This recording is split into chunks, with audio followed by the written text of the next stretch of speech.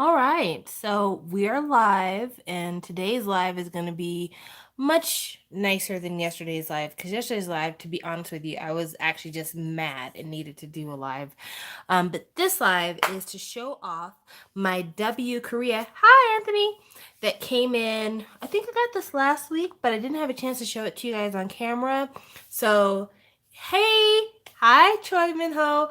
Um, if you're not familiar with my channel, hello, I'm Shawwall360, and I am a huge Shiny fan. And one of my favorite things to collect when it comes to Shiny are photo books. I just love them to bits and pieces. There aren't very many official Shiny photo books, but there are a ton of Shiny magazine pictorials.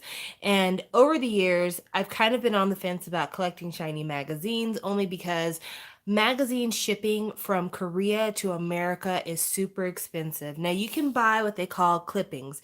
So they'll tear out like your favorite 6 or 7 pages from a magazine and send it to you in the mail. And that's fine.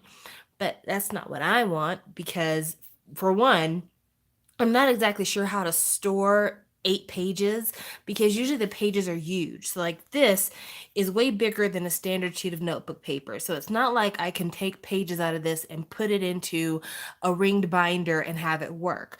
So, that's one reason why it doesn't work for me. And then, two, I don't know, just I don't want something that's been ripped out. I want something in its totality. So, yeah, I've always been on the fence about buying magazines for Shiny because they're hella expensive. This magazine right here cost me around, I think, 25 or $28. But this was actually a really good purchase because there are so many people I love in this magazine. Hi, Sarah. And so I'm just going to flip through this and we're going to look at it. And while we're flipping through it, if you guys have any questions about anything, if there's anything you'd want me to talk about, now's the time because I haven't chatted with you all in a while. Just to start off the conversation, how many people here got cut off from Drama Fever in the last week? Because I know I did. I have been a member of Drama Fever now for probably going on 6 years. Drama Fever was the first K-pop Hallyu channel that I had a subscription for. My first K-dramas I watched on Hulu way, way back in the day, and Hulu got their K-dramas from Drama Fever, and that's how I ended up joining. Choi Minho, me too. And so I've had a subscription for every month since probably 2013, maybe. It was shocking to have them go out of business the way they did. And it wasn't one of those things where everybody knew it was going to happen and you had time to like catch up on your favorite dramas or write down kind of where you were the last time you were watching a drama. It was just like one day they're here, the next day they were gone. And it was devastating. Like, there's so many shows that I've watched on Drama Fever, and there were places where I had left off at, and I hadn't watched a drama in a minute, but I only got into Vicky probably in the last, I would say maybe the last 2 years. But Drama Fever, that was my place, that was my home, and there was no warning. It was just like, I have no idea why they closed down. Apparently, a lot of the subscription kind of specialty networks that Warner Brothers bought have all been shut down. But with Drama Fever, it was one of those things where I was on Twitter and somebody said Drama Fever just shut down. Like, it was like that, like breaking news. I go to the Drama Fever website. They've got a message saying after 9 years, we're done. I try to open my app to kind of see like where I left off. My app won't open. And then I think a couple of days later, I get a message in my email inbox saying, we're sorry that you canceled your subscription. You've been refunded. And I'm just like, I didn't cancel my subscription. You guys did. So there's been a lot of speculation as to what happened. But I was looking at some different news articles concerning Drama Fever. And I noticed that there was an article that said that Warner Media had also shut down another service called Filmstruck, which I think was a on-demand movie uploading site, something like that. And so I've heard that Warner Brothers is doing their own channel. Like they're doing their own service, kind of like Netflix or whatever. So the hope, the dream is that Drama Fever has been canceled because they're going to take all of the shows, the content, everything, and move it over to Warner Brothers' new paid service, which, wouldn't be my favorite thing in the world to have happen because I liked Drama Fever because it's specialized in a certain area of interest for me. And goodness knows, I'm tired of paying for all these multiple subscription services. I already have Netflix. I already have Hulu. I have Viki. I'm tired of paying for everything. I have Amazon Prime. So I don't know. We'll see what happens. But 9 years. That's a long time in Hallyu. And one of the things that I loved about Drama Fever before I started watching stuff on Viki is that they had such good, complete subtitles. Like, if they had a word that was maybe like a nickname or something, they would be sure to clarify what it was. I mean, they were great. They were great, and I'm just really upset that, all that's going away, all that history is going away. I mean, you can still watch some Hallyu content on Netflix and Hulu, but I'm not exactly sure how this is going to affect getting that content because a lot of people did do the licensing through Drama Fever. Okay, so it looks like I have a question here. While we're on the topic of dramas, what is a starter K drama you'd recommend for someone who has trouble getting into dramas? So I'm going to be completely real with you guys. I haven't watched a new drama in a long time, and I used to be a drama fanatic, like all the time. So my recommendation, if I was to give you one today, I would probably give you an older drama if you're asking for dramas that were my favorite. I always go back to Coffee Prince. Always, because Gong Yu has been my favorite for a long time, and he became my favorite because of Coffee Prince. However, if I was going to go with a really popular drama right now, even though I haven't watched it, I feel like everyone recommends Weightlifting Kim Bok-soo. Kim Bong-soo? I'm sure I'm saying it wrong. Anyway, Weightlifting Fairy. Just type in Weightlifting Fairy. A lot of people love that one. Another one that's fairly recent that a lot of people like, What's Wrong with Secretary Kim and Goblin. So that's what I would recommend. Sam, I have a question for you. Okay, lay it on me. What is the question, Sarah? You should have typed it out so I could read it. This is a crazy editorial, guys. Like this is a model drowning in packing peanuts. I don't understand fashion. And it's weird because like I remember studying fashion in high school. Like I thought that one day I was going to be a fashion buyer, but now I look at clothes and I'm like, what the hell am I looking at? I have no idea what this is.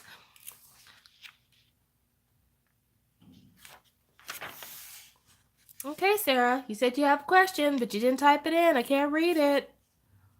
Have you seen Boys Over Flowers? Okay, so Sarah, I have seen parts of Boys Over Flowers, and I have to say, I couldn't finish it. There are a lot of things that have been tropes of K dramas over the years. Things that when you first get into K dramas, especially if you got into K dramas a few years ago, it didn't seem like that big a deal. It was pretty acceptable. And now looking back on it, it's like, no, no freaking way. And there's a lot of kind of there's an attempted rape at one point in that show. There's a lot of abuse. The relationships are supremely unhealthy. There's a lot of manipulation, and it gives me an overall icky feeling. I don't find the lead female character likable. I don't find the lead male likable. I don't find the second lead likable. And that's despite any personal issues that might be going on in his life. But yeah, it is one of those shows that hindsight being 2020, operating in today's environment, it is an extremely uncomfortable show to watch. There's one scene where she's riding on a bicycle and the school decides to put a trip line in the middle of the parking lot or wherever, and she flies off of her bicycle. How in the world is that ever appropriate? The beginning of the show is the entire school bullying one student into trying to commit suicide. Like already off the bat, we're starting off wrong. Hello. And so going by that, and then going into, like I said, the attempted rape in the locker room where the three boys had her held down and her legs spread. Yeah, there's just too much in it that now, as a person who can recognize kind of these uncomfortable situations, I'm not here for it. And so I wish that Boys Over Flowers was a little bit more tame, but yeah, knowing what I know, living the life I've lived, and seeing the impact of that kind of behavior on what it teaches young boys is appropriate, what it teaches young girls is acceptable. I can't. I can't with that drama. I apologize. All right. So the only drama I've ever watched all of was High School Love On, and it was only because Wooyeon and Sung Yeol from Infinite were in it. But man, that drama was rough. Yeah, some of the first dramas that people are in, especially if they're idols, they tend to be a little rougher than other things. But at the same time, it's kind of fun to watch those things because it's nice to see how people grow. And there's like these really kind of kitschy, corny moments that stick out, and they're like eternal mind memes. So, for that reason, it can be fun to watch stuff like that, even though, yeah, there's definitely some cringy moments, but there's a lot of good things to watch as well. So, Hyorin has a pictorial in here. I have stopped talking about the magazine completely, but my God, look at her. Doesn't she look amazing? Ooh, that girl's in incredible shape. I would be jealous, but I know how hard she works for it. Okay, so let's scroll some more comments. I read an article that said they canceled it Drama Fever because the license fees went up to 1 million per season due to the rising popularity of K-dramas. I could believe that. I know that there was an article that somebody had done an interview with one of the representatives from Kokowa, and apparently, Drama Fever had gotten really aggressive with kind of their licensing fee requirements, wanting a lot of exclusive content, that they weren't going to share the broadcasting with Viki or with Kokowa. And I think Kokowa is made out of like a bunch of different channels in Korea that all agree to run their shows through this broadcasting app. So if they didn't want to play ball with Kokowa, and Kokowa's got NBC and SBS and all these other channels, it was going to be difficult for Drama Fever to be able to maintain any kind of momentum because you have to learn how to play ball. But for the things that they already had licenses for, to throw all that away, it's surprising. It's very surprising. Okay. Somebody said, "Oh my God, I couldn't finish Boys Over Flowers, so messy. I watched To the Beautiful You. That's how I got into K-pop. Not even gonna lie, Minho had me. Oh my gosh, are you saying that you got into K-pop through The Beautiful You? That is hilarious to me because I only watched To the Beautiful You because Minho was in it. And I can't rewatch that show. I can't. In fact, it's made it difficult for me to watch anything else Minho's been in because that show is so bad. And it wasn't Sully's fault, even though I hated Sully's character tremendously. I thought there were a lot of problematic moments in the drama. It was more the fact that Minho's acting was so amateurish at the time because he didn't have a lot of experience and had such strong second lead feels that it wasn't fun to watch halfway through because I'm just like, I get it, it's Minho and who wouldn't? But at the same time, the second lead is amazing. So yeah, so that's where my thoughts went. I kind of wish that Boys Over Flower was a bit more mild. I do too. She's so beautiful. The only K drama I ever watched all the way through was To the Beautiful You, and that's only because I'm a Shawwal and trash, and it happened to be on Netflix. Okay, I agree. So we all agree. We watch a lot of dramas that we only watch because we are trash. I feel bad because I really need to watch Key's dramas. Key has been in some stuff that I've heard really great things about and I've never watched. And I feel like out of all the members of SHINee, he probably is the most appropriate for an acting career. For some reason, though, I just haven't ever made the time, so I've got to do better. Okay, so now we have Wasa, another one of my favorites here. This is Glam Slam. She looks great, but I mean, my gosh, when does she ever not look great? Here she is modeling a bunch of large North Face coats. I have to give it to the fashion industry. You really have to be creative to be someone who's going to be like, we're going to do a whole pictorial about huge puffy coats that cover your entire body. How can we make this sexy? And I mean, they managed to make it sexy ish, but damn, this is You're really struggling on this one, guys. Okay. Sam, do you like Red Velvet? Yes, yes, I do. They are my new favorite currently promoting girl group. I mean, forever and always, Sistar is going to be my favorite. But when it comes to like who I right now I feel the strongest connection to, Red Velvet hands down. They are absolutely my number ones. Okay. Oh wait, I lied. I watched Descendants of the Sun because of Onu. Me too. I also did that as well. And Onu was so good but so terrible in Descendants of the Sun. Okay, so there is a moment in Descendants of the Sun where Onu goes from being like great to being terrible, and he starts out so good, like fantastic.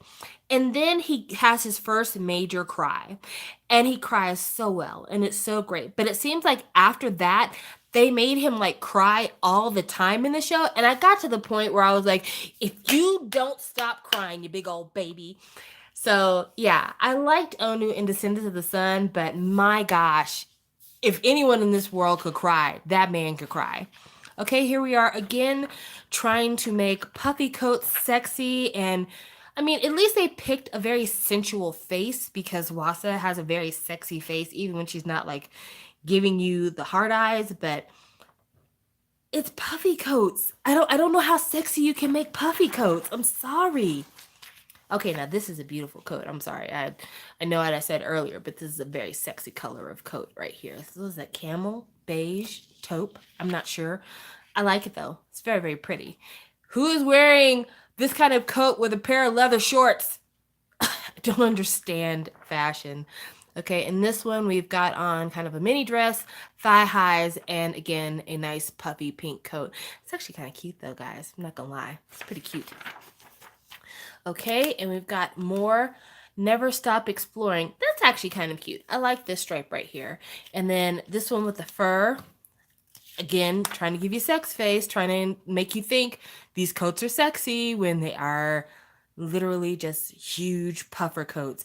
Also, in what world are you wearing track pants, holding a microphone, wearing a puffy coat against a disco ball?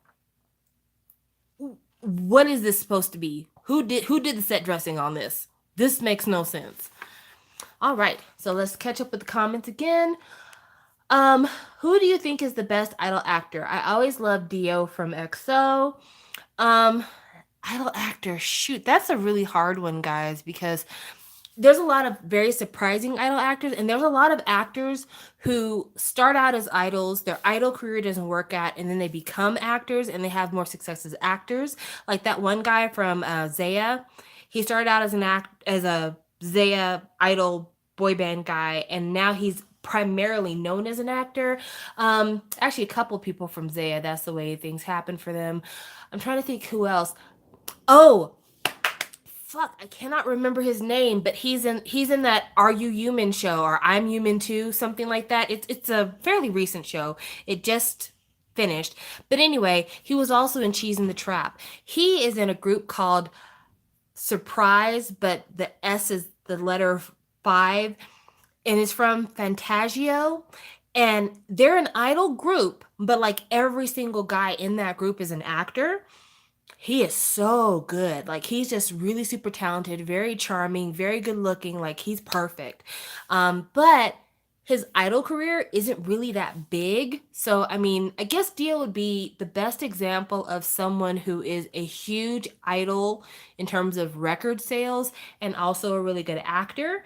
But in terms of like somebody who came from the idol world and became a big actor, I think I'm gonna have to go with the guy from Five Prize Surprise. Okay, I've been watching some K dramas with Yuna, Yuri, Sooyoung, and Sohyun were in. I love Kai from EXO. Then when I get a little bit further into this magazine, I got a surprise for you. I love Red Velvet. Irene is my ultimate bias. Solgi is mine. The color's warm and comfy. I love ghosts like that. I can't wait to blast Married to the Music and TT tomorrow. Yes, Halloween K-pop in the house. Don't forget Bix's Voodoo Doll. Cheese in the Trap is my all-time favorite drama. I've watched it 4 times. Okay. Can okay. Choi Min Ho. I need you to do me a favor. I have another channel on the YouTube's called Channel 360 Chats where I did reviews of every episode of Cheese in the Trap. I need you to watch my last review from Cheese in the Trap. That way you can understand my feelings because I can't get into it here. But let's just say that Cheese in the Trap was one of the worst moments of my life. Like that series finale ruined me. I think it's the reason why I stopped watching dramas for quite a while because I was so fucking pissed off. I just thought it was terrible. Thank you, May, for So Kang Jin. I couldn't remember his name, but thank you so much. But yeah, I'm so ugh. When I think about cheese, okay, first of all, the guy was no good. Some bitch who's stalking him pushes you in front of traffic, you almost die. The guy doesn't visit you a one time in the hospital. Then you see him again for the very first time after you have been pushed in front of a car. You haven't been seen by him for months while you've been recuperating. And then you're like, so are we getting back together? Fuck no! My response would be, so are you paying these hospital bills? Are you ready for this civil suit I'm about to put towards you because you knew she was going to do something like this? Oh gosh. Worse than Produce 48? Okay, so the ending of Cheese in the Trap is super terrible. Like, I hate it. It's awful. It's the worst. Especially because after he dumps her and's like, I gotta go do me, she spends every single day checking her email hoping that he'll write her at some point. Get the fuck out of here. Like, get all the way the fuck out of here. But Produce 48 for me was more frustrating in that I feel like we were lied to throughout the entire series. So through Produce 48, I feel like there were always favorites of the producers, like the producers, not like the nation's producers. You know what I'm talking about, right? So all along, there were always some favorites, but it seemed like there were like pocket audience favorites that were still doing good, and it seemed like those people had a chance, and it turned out at the end they never had a chance. The people who made it into the group were the people who were always going to make it into the group. There were no surprises. The only surprises were who didn't make the group in terms of like Kyan and Miyu, and I'm trying to think who else because it's been a minute since I watched the show. So like there were definitely, when it came to like that very last spot, there were definitely some faces there that were heartbreaking to see because any one of them would have made a very qualified member of IZ*ONE. But yeah, I think that Produce 48 was worse because of the real world implications. Because I mean, you couldn't go back once the group was made. So what were these other people supposed to do? Where does their career go from here? Yeah, there's a lot of people that can make careers as, runners up on some of these reality shows, but when it comes to the girls, when I think about the very first season of Produce, none of those girls who didn't make the group actually made a splash. I can't think of a one that had a huge career or even like a moderate to middling career after not making it into IOI. So, I mean, I worry about what Miyu's going to do. I worry about what Kyan's new group is going to look like. I worry about these things because all the attention is on the group. And you could tell from the first day, first week numbers from their debut that the public's here for it. Like they're eating it up. I personally am planning on buying their debut as well, but only because I have to support Chaeyeon. Sorry, I said her name totally weird. Chaeyeon, because she got so done dirty by JYP that, I have to give her some money and help her along with her career because she deserves it. But yeah, I'm completely pissed. I'm completely pissed about how that ended, and it was definitely worse for me, the ending of Produce 48 than it was the ending of Cheese in the Trap. But I wish them the best. I think that La Vie en Rose is a cute song. It's a lot less cute than I was expecting. I was expecting pure saccharine fluff, sugar sweet. It actually is a song I wouldn't mind playing again and again. But yeah, I'm not here for any of the girls except for the Japanese trainees and of course my bae who used to be on JYP. Speaking of the Japanese trainees, I have yet to hear anybody sing a lick of Japanese. I listened to the highlight medley. It did not sound like there were any Japanese songs. What was the point of bringing on girls from AKB48 if you're not going to do dual promotions? I haven't even heard talk of we're releasing the Korean first and then we're going to release the Japanese later. So What's really good? What are we really doing? All right, let's go through here. Sam, do you like 17? I like 17 okay, but I have to be honest with you. I'm a very casual 17 consumer. Every once in a while, they have a song that'll pique my interest, and I'll really like that song, and then I'll go back to what I was doing before. So here we have Sunmi, my classic. She looks like a goddess. Like, her skin looks great. Her makeup is beautiful. One thing that I really love, and I know this is going to sound super stereotypical, so I'm sorry. I love seeing an Asian woman with a dark lip. There's something about like that traditional monolid look with a dark lip that I just think is so classy and it's so beautiful and it always looks so great on anybody who rocks it. I love kind of the tone of her hair because it's a really soft kind of rosy brown color and it works really well with the background that they chose for this pictorial. Like everything is viewed kind of the same, so it's really really gorgeous.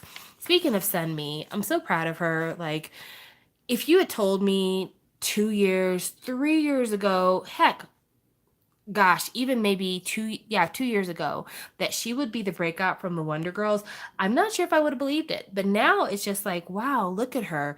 I mean, it's apparent she's just on another level. She's on another level that other girls just aren't competing with. And you can see it in her face, you can see it in her eyes. She's here and she's on a mission. So get out of her way. Okay. Do you think you'll ever watch Produce? I would love to hear your thoughts on it because it's so frustrating. Are you talking about season 1 of Produce? Because I don't know that I'll go back and see that, but if there's a season 2 of Produce, I will be watching. I adore Vernon from 17. He's cutie. OMG, I agree. The fact that there isn't even talk of Eyes One's Japanese promotions is so weird. Also, Japanese girl got zero screen time and lines in Levy and Rose. Yeah, Sakura was the main one who got any kind of like FaceTime. Everybody else, also rans. If Yenny gets a breakout soon, Yenny's been through a lot of shit lately. I agree. Yenny, I don't know if it's because of the songs she chooses. Maybe she's just like years away from all of us because when you look at her first like debut solo for Yenny for Hotfelt, Nobody was a great song. That was a fantastic song, but it didn't really gain any traction. And now when you look back at it and you listen to it, you can hear the genius. But, in terms of like contemporary acknowledgement, it's just not happening. And I don't know why. I do not know why. Hey, Yana, how are you doing? I have really been enjoying watching Yana's Instagram because seeing her frolic with her boyfriend and saying fuck you to Cube and everyone else who's salty about it, I live. I completely live. I love Twice. Twice is a good group. I think that Twice stylistically is not for me, so I don't collect them. But when it comes to whether or not they're a good group, I really think that they've got a formula that is set in stone and is so successful that you just can't debate it. You can't debate it at all. You guys, look at this real quick. I'll be right back. It's saying that I'm down to 15% power, and I don't want this to cut out on me before we get to the good parts.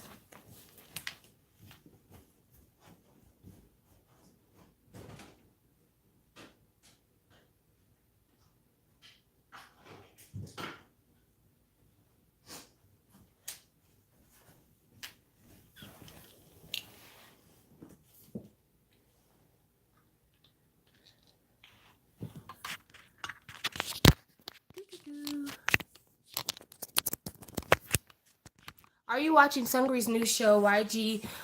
Was it Future Strategy Office? I think is what it's called. I'm not watching it. I want to watch it. However, I have concerns.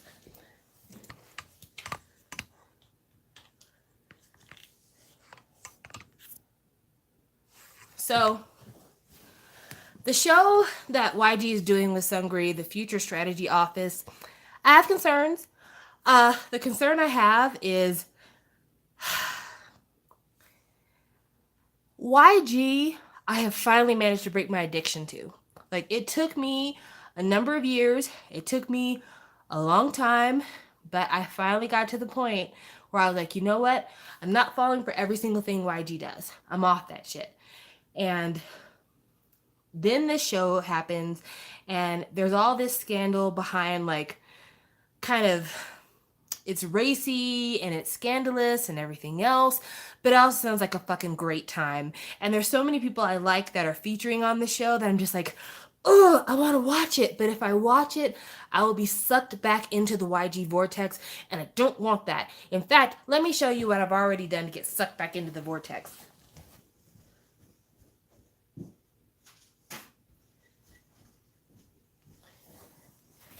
I did this.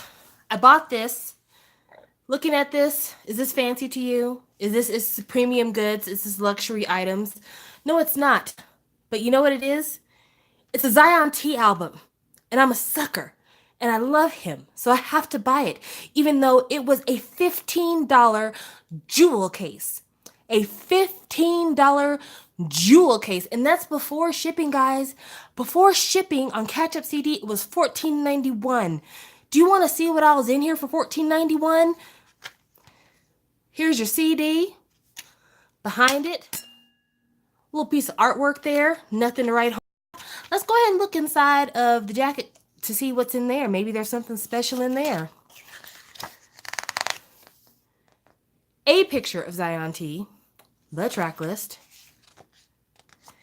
and not even kidding, that is it. Lyrics. One more very far away picture of Zion T. Lyrics. Done. That's it. That's it. 15 fucking bucks. That's it. Now, I am not somebody who is like, oh, you know, I'm not willing to pay for anything if it's not like super big and super glamorous. But I am somebody who on the regular buys jewel cases because a lot of K-hip hop, K-R&B comes in jewel cases. I've never paid $15 for a fucking jewel case that wasn't a double CD. Not a chance, no sir, no how. 15 gosh darn dollars. That's the reason why K-Town For You hasn't done an unboxing of this, because you know K-Town For You, they're pretty good about unboxing every single thing that comes out because they're trying to sell it to you. They haven't unboxed this because they know for a fact if they were to unbox this, sales would drop. Because who's going to pay $15 for that? I'm not. Well, I did, but I mean, had I known ahead of time, I wouldn't have. But there were like literally no unboxings when I bought this. So here you go. An unboxing and a magazine flip through. Good stuff, guys. We're doing well. YG stuff is so unnecessarily pricey. Do you think they're the Gucci of K-pop or something? A 5-page photo book from YG would be priced $20. I like that you said that they're the Gucci of K-pop, because I think I've said it before that YG is the Louis Vuitton of K-pop. YG really does consider themselves the premium record label of Korea. And so the big hiatus between releases, the lackluster releases that have like maybe 3 or 4 songs on them, the whole Made series, like a lot of things that YG does, they do with the idea that we're so special, we're so unique, we're so like name brand that we don't have to do things that other labels have to do to survive. You know, YG is basically appeasing the fans calling for content by releasing things every once in a while, but really you should just be glad that we exist.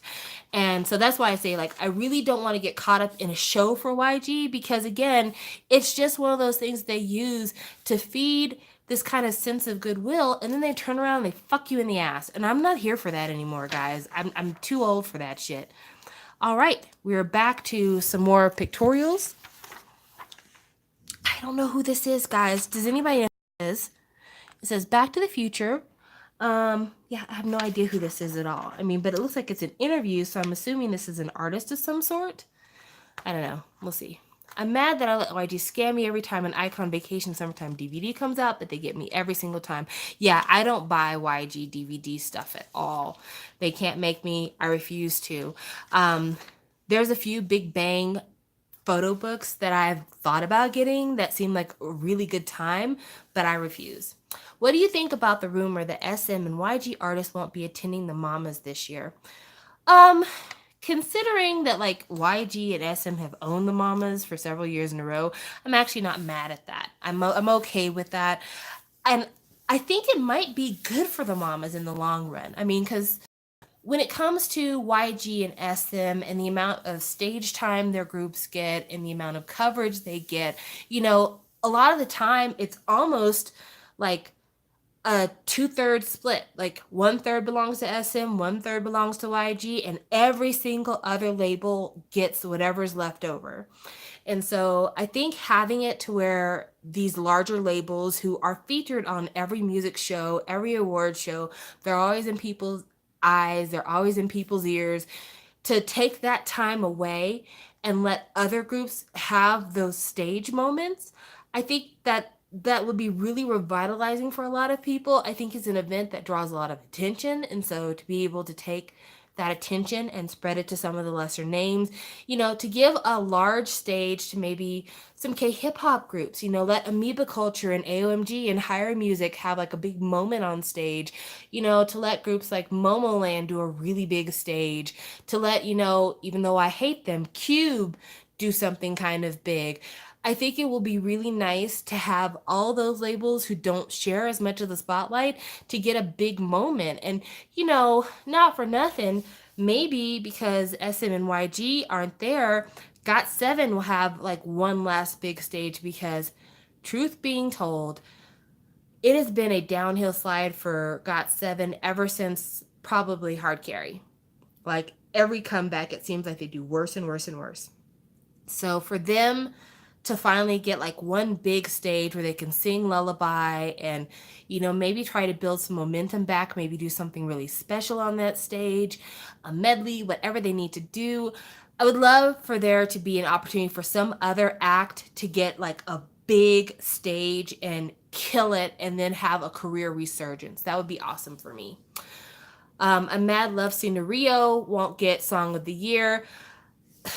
Love Scenario is definitely a popular song, but every time I think the pronunciation of that word, I get riled up inside. I never said the logic of the whole if you don't show up, you don't win thing at the Mamas. I think it's a marketing thing. I mean, if you're the channel that hosts the Mamas, why wouldn't you say, oh, well, if you don't show up, you can't win? Then, of course, I'm coming because I'm trying to collect my coins. I'm trying to collect my bag. So, yeah, it's a way to guarantee attendance. But, the same people are going to get the awards every year that have always gotten these awards. So at this point, they're like, well, I've already received a mama. I have one. So what do I need to go back there for? My bookcase is filled with mamas. I don't need anything else. So I don't know who this model is right here, you guys. We've been flipped on this page for a while. The only way I know her is because she is the model in my favorite Zico song/music video, I Am You, You Are Me. I don't know if you guys recognize her or not, but she's the girl that was the checkout girl in I Am You, You Are Me. I fucking love that video. It is the best video Zico's ever done. It is the best he's ever looked. It's a classic. It is a classic. If you've never heard it before, you need to listen to it. But yeah, she's that girl. So another fave. This is somebody's interview. Oh, Hwasa again. I forgot that you were in here twice. Hello, girl. CNBLUE always gets Band of the Year, but band isn't something important. They only sometimes even air the band awards. I'm not sure why CNBLUE gets Band of the Year all the time, because CNBLUE is another one where I think their releases have gotten more and more mediocre over time. Like, I never hear anybody talk about them because, I don't know, I think people are kind of done with CNBLUE for the most part. But I think that also has to do a lot with, like, Younghwa's scandals. Younghwa had some scandals. He had the whole stock purchasing thing that he tried to blame on his mom with the insider trading. Then there was the scandal that had to do with him getting, like, unfair treatment in his university, which actually, recent development on that, he was found not guilty, guys, so he can't hold that over his head. But that insider trading thing, he admitted to that, but he said it wasn't him, it was his mom, which, come on, dude, come on. All right. Okay. I recognize this face, but I don't know this name, but she's very, very pretty. I like her a lot. This wispy bang thing she's got going on, it's a look. It's definitely a look. Who is she, though? Her face looks so freaking familiar to me. Not gonna catch it right now, guys. I don't catch everything. Oh, there's something talking about Hollywood right here. And it's got Crazy Rich Asian people. I don't mean like crazy. From the movie Crazy Rich Asian. Oh my gosh, guys. I felt bad saying that. That sounded really bad. But yeah, it's got people from the movie Crazy Rich Asian. It's got Steve Yeun from The Walking Dead. this guy who I don't know his name, but every time I type in the word Minho, his face appears. This is Aquafina, the lady from Grey's Anatomy, the guy from Harold and Kumar. I recognize those faces. So off topic, but have you heard about Jimin from BTS's scandal he's had in Japan? Nope, you're gonna have to tell me about it because I try to get away from as much scandal stuff as possible. Unless it has to do with labels, because those scandals need to be exposed. Always, forever. Hello, Miss Sunshine. So this is the lady who's on the cover of this magazine, but I don't know who she is. She has a very cool look, though. Like, she looks very serious, very boss-like. Oh, Wolf. Okay, so.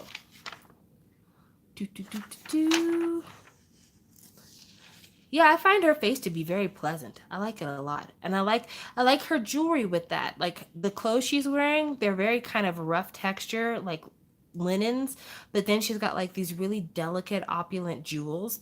It's a good mix. I appreciate it. She looks very young though. She looks she's probably in her early 20s, if not her late teens. She has a very young face. All right. And of course, obligatory white girl. I'm not saying that to be racist. I just mean that every time I've ever looked at any of these W Koreas, even though it's made specifically for the Korean market, they always make sure they have a white model pictorial in the middle. It's a thing. He wore a t-shirt for Korean liberation, and the shirt had a picture of the atomic bomb being dropped on Hiroshima, and J fans and the J netizens are very upset, rightfully so. I don't know anything about it. I would have to see the shirt, or I would have to know who made the shirt, I think would be more of it. The armies have been trying to bury the scandal and keep it hush-hush, but it was front page on Yahoo Japan, and there was a comment with 40,000 upvotes saying BTS shouldn't come back to Japan ever. It says Johyun wore the shirt also, from Monsta X, okay. To be honest, everyone should be upset. The dropping of the atomic bomb is not a subject that ever makes a fashion piece out of. Okay, I'm confused though. So the shirt is about Korean liberation, but it shows a picture of when the Americans, because that's who did drop the bomb on Hiroshima, the Americans dropped the bomb. I don't know. That's weird. I don't understand why the shirt's being linked to Korean liberation if it shows the Americans and what they did during World War II. Number one. Number two, I have to wonder if Jimin knew what the shirt was, and if he did, why he would make that choice. So I hate to see the rest of BTS punished for a personal choice that Jimin made, if it was a personal choice that he made, if the others weren't. But then again, I don't know. He said he's worn the shirt twice. He got it from a fan. I don't know. I don't know. I can't say. When it comes to relations between Korea and Japan, there's a lot of little kind of social faux pas somebody can make that can land you in hot water. I mean, let's not forget the whole Tiffany Snapchat filter scandal, which was massive and overblown, and to this day I find completely and utterly ridiculous. But there's that. There's the comfort woman thing. There was the scandal about people wanting to do a petition to not support Produce 48 because AKB48 is connected with the right-wing parties of Japan, which have continuously denied the existence of comfort women. There's also the scandal with the gentleman who was going to write the song for BTS for one of their Japanese releases, that they said he was a supporter of the denial of the comfort women. I mean, I don't think things will ever be right. And things will never be right because for a number of years, not a few years, but like for decades, Japan kind of ran Korea. And the things they did while they're in Korea were definitely human rights violations. And so that's a hard thing to swallow, especially when so many of the women during that time, even though they're old, they're still alive. So these are people's grandmothers and great grandmothers. So there's a hard feeling there on the side of Koreans. For the Japanese, they kind of are wanting to put World War II, the Korean War, all of these things behind them because they're trying to be a global presence, and you can't be a global presence if you're harboring hard feelings. And so they don't want people to have hard feelings with them, and they kind of don't want to acknowledge the things that they've done wrong. But at the same time, things that people have done wrong against them, Japan is not ever going to forget. They're never going to forget what the Americans did. And even though they have been friendly with us for business purposes, the things that we did during World War II, they just, Hiroshima and Nagasaki will never be forgotten, as they should not be. And so that's why I just think that there'll always be kind of an uneasy agreement between the two, and trying to navigate those political waters. I don't think there's anybody who can really straddle that line gracefully unless you happen to be half Japanese and half Korean in lineage. So there you go. Okay. I don't think there's any way Jimin didn't know unless he somehow doesn't know any World War II history, and he is someone who always claims to have cared about school and grades. All that right. Who says there's no way Big Kid is going to apologize because the K-Nets are loving that Jimin wore this shirt? I've never met a person who didn't know what the mushroom cloud image was, but it's sad because many Korean refugees are in Hiroshima as war refugees when the bomb dropped, so it's confusing why it's used for Korean liberation shirt. It's gross. Akimoto, guys, was never confirmed to be right wing, so it's pretty annoying that people are grasping at straws. Why would he collab? Oh shoot, I never thought of that with Mnet. If he was right wing, comfort women would always be a sensitive issue between China, Japan, and Korea. So the mushroom cloud thing, I know there's a lot of people who are going to say, how could you not link a mushroom cloud with World War II? Let me tell you something. There's a lot of dumbass kids out here. Not everything that's historic people link to the right places. In fact, not every mushroom cloud you see is actually linked to that particular bombing, because in America, before they actually dropped the bombs in Japan, they used to test the bombs in New Mexico. I know this because my family's from New Mexico, and there are actually sites in New Mexico where people have been given like special payments because of radiation poisoning from the testing. So a lot of the pictures that you see that are like ground level pictures of the mushroom cloud, a lot of them actually are taken from the testing done in New Mexico. So there you go. I would recommend looking at the actual shirt he wore because it's not subtle at all. I guess I'd have to look at it, but again, like I said, I hate to get into that. Features global idols, they need to be more sensitive and aware, and it really goes against their in violence campaign.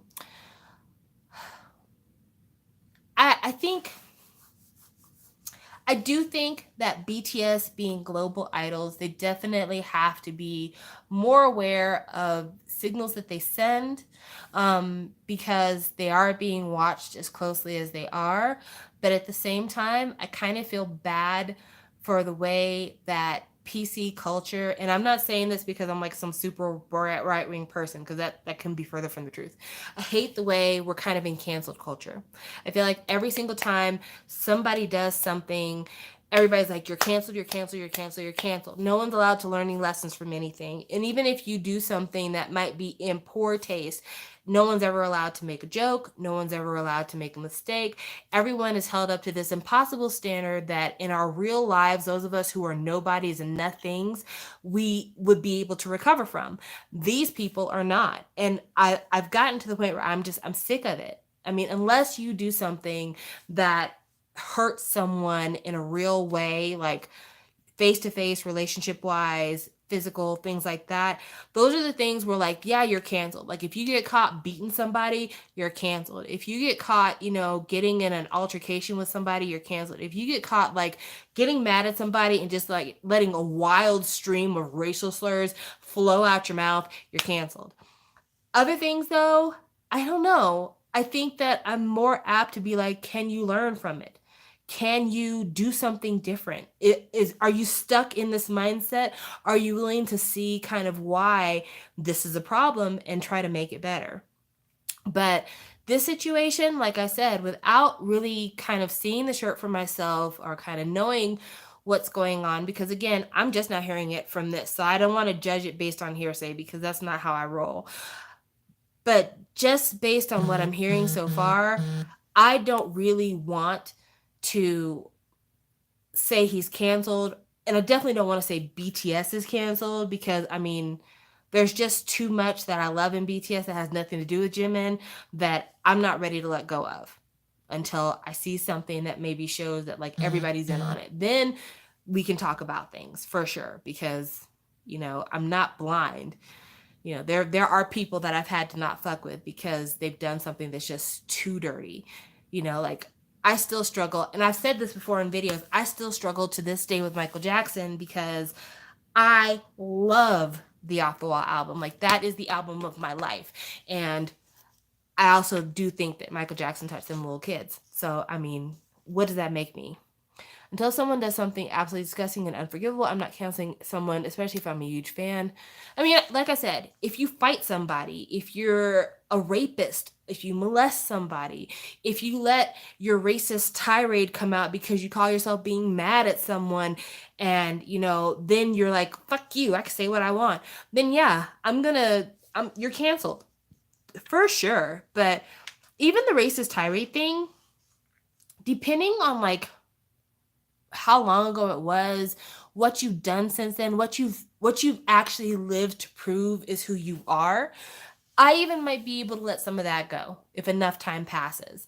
Time being the optimal word here. But yeah, I don't know. I'm really getting sick of cancel culture, because sometimes it's the shit that they cancel people over isn't even true. It's made up. It's just something that some hater did to be like, oh, look, she's wearing red shoes on Labor Day. She must be against the Labor Party. Stuff like that.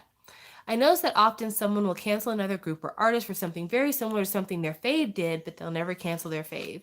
And that's the reason why I give my qualifiers, because really the same rules that I have that I said for people who maybe aren't my fave, that's what I give for my faves. Look, it's Taeyeon. She's got on this really ugly sweater over, I think, probably a cute dress. It's a knit sweater with fur sleeves. It looks like gorilla arms. I don't know why they did that, because she's a pretty girl, but this sweater is freaking terrible. I just looked it up, and it's one of those things, like, I feel like I have no right to say anything on this because I'm not Japanese, but I can see why they're pissed. So hypocritical and unproductive. Just focus on educating those who messed up. I think it was the same thing about the sweater. Oh, good. I'm glad somebody else thinks this sweater is terrible, because, oh my gosh, I haven't looked at this a lot, but that sweater in color is horrendous. It is horrendous in color. It was bad in black and white, but it is shockingly bad in color. I did not realize that she had red hair for a minute like this, though. This red hair is a look. I like it. What about the gold puffer with the mini dress and the boots? It's a very 90s look. I'm here for it. I definitely could see it. I don't know why, but she looks like Yana to me in this picture over here. The socks don't help. No, they don't. Nothing about this works. Nothing about this. See the next look. Okay. My so-called life is in the house. I see it. This one over here, kind of innocent, kind of a little shy. Kind of, I got in trouble. The principal wants to see me after school. I get it. Okay. So I really like this trench coat look. This is very pretty. I would wear that. Very stylish. This thing over here, I have no idea what we're even looking at. Like, obviously, this is the same sweater brand as the other Gorilla Arm sweater, but this time it looks like we are birds or petal arms, like flower petal arms. What the fuck is going on here? I just don't even know. I don't know what this is. Does this sweater have like these huge puffy arms? Is that the real look? Okay, here we are back with the blanket, jacket, t-shirt, sweater. There's a lot of layers going on here. Whole bunch of layers going on here. But, I can get with it. This is a very realistic look. She's outside. It's kind of cold, wrapping up. I could take it.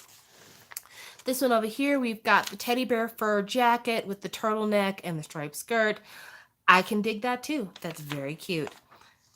Woo! Look at all that stomach. I'm not used to seeing Taeyeon stretched out like this. I'm beginning to think she's trying to send a signal. She kind of looks Dara-esque there. I can see that. I'm also still picking up kind of Hyuna vibes, but I don't know why this picture is giving me that.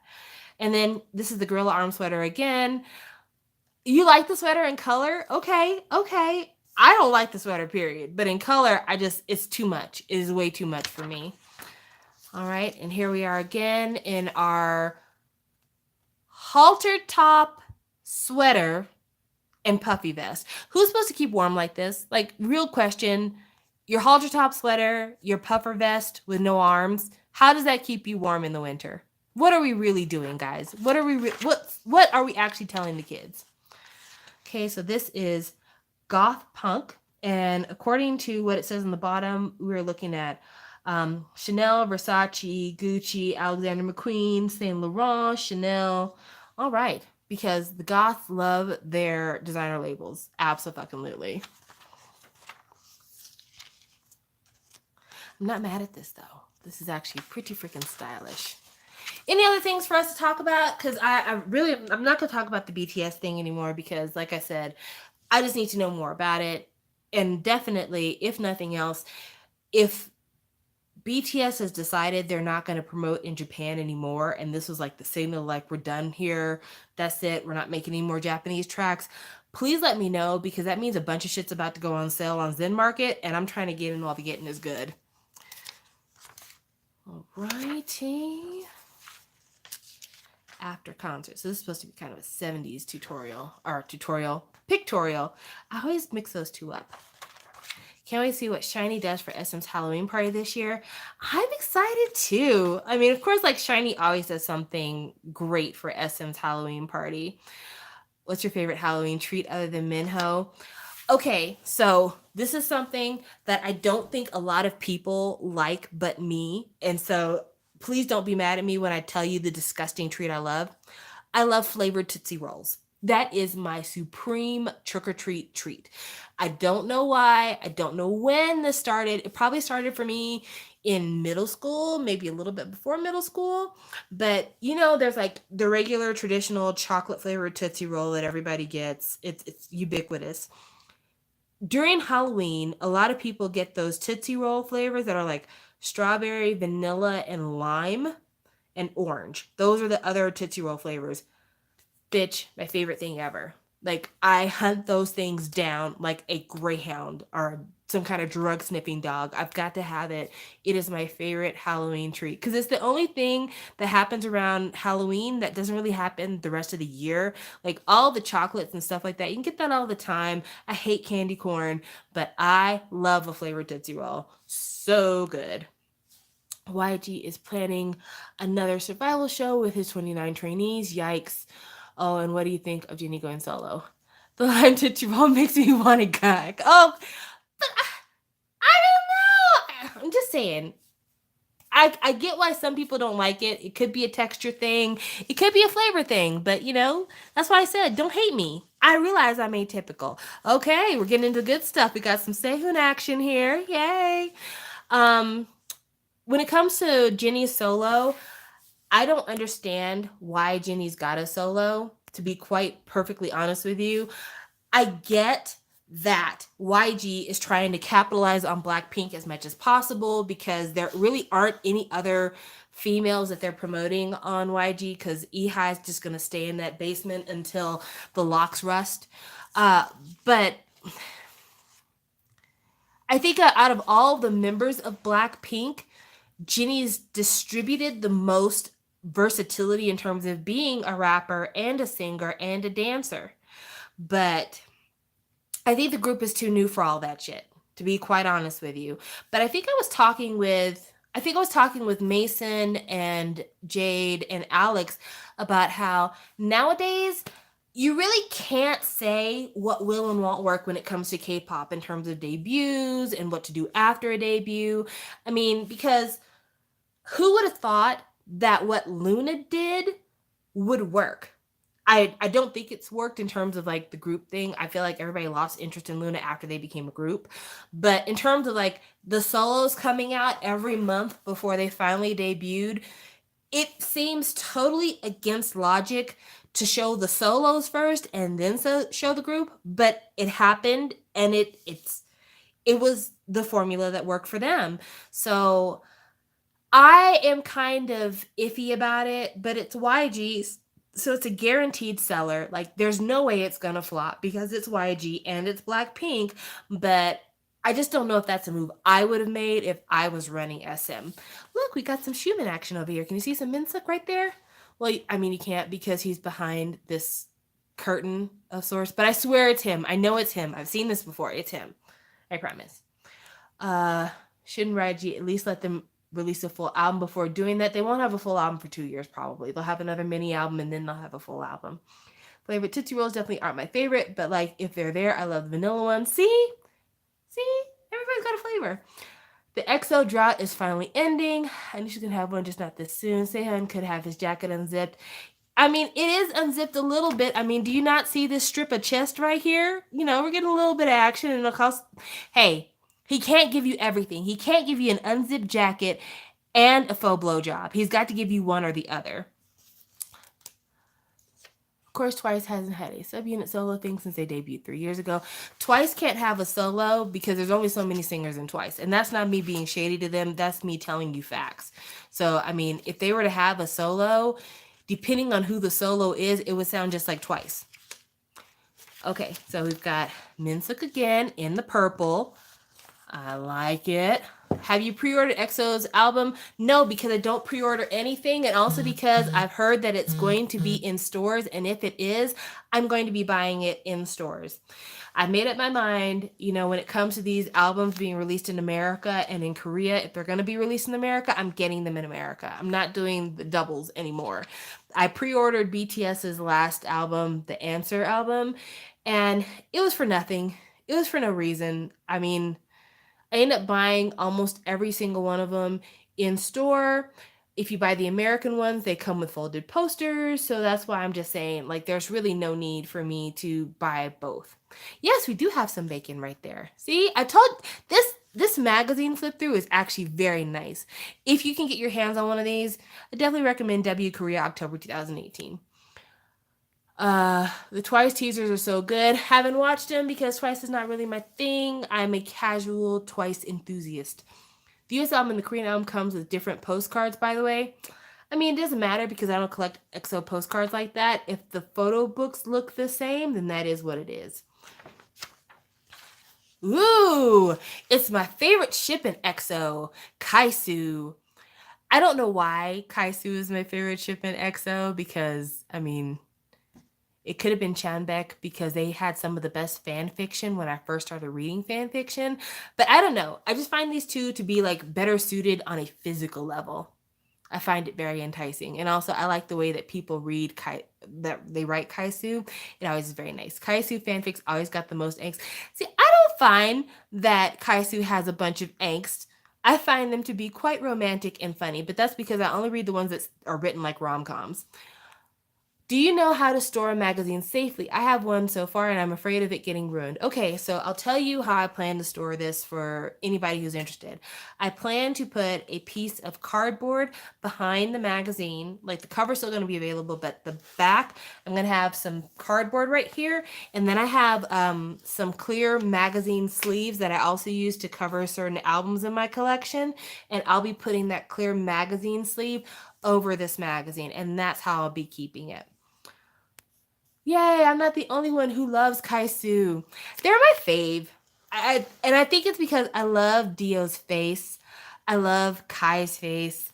I think both of them are kind of like done with being idols when it comes to like being off stage, and it makes me smile. So, yay. Me, the lone chance who... You are the lone chance who supported. They don't even look right together physically. Woo! You talk about unpopular ships. I never saw that one. I love Dio's face, love Kai's face. Relatable. Baeksu makes me soft. Aw, Baeksu is cute though, but I see them more as a platonic ship. I don't see them as a romantic ship. Okay, so we've got... Who is that down there? I can't... My eyes are bad, y'all. Tell me who this is, because I can't tell. Can you see who that is? Can you see that? I hope you can. Oh no, it looks like someone who's sad. And then we've got Suho right here.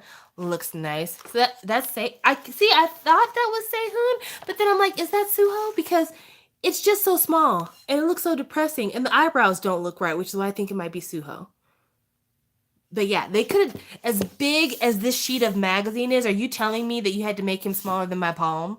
Why would y'all do that? So we've got Suho right here. I remember when I used to ship Chris Ho, but there are no more. Really?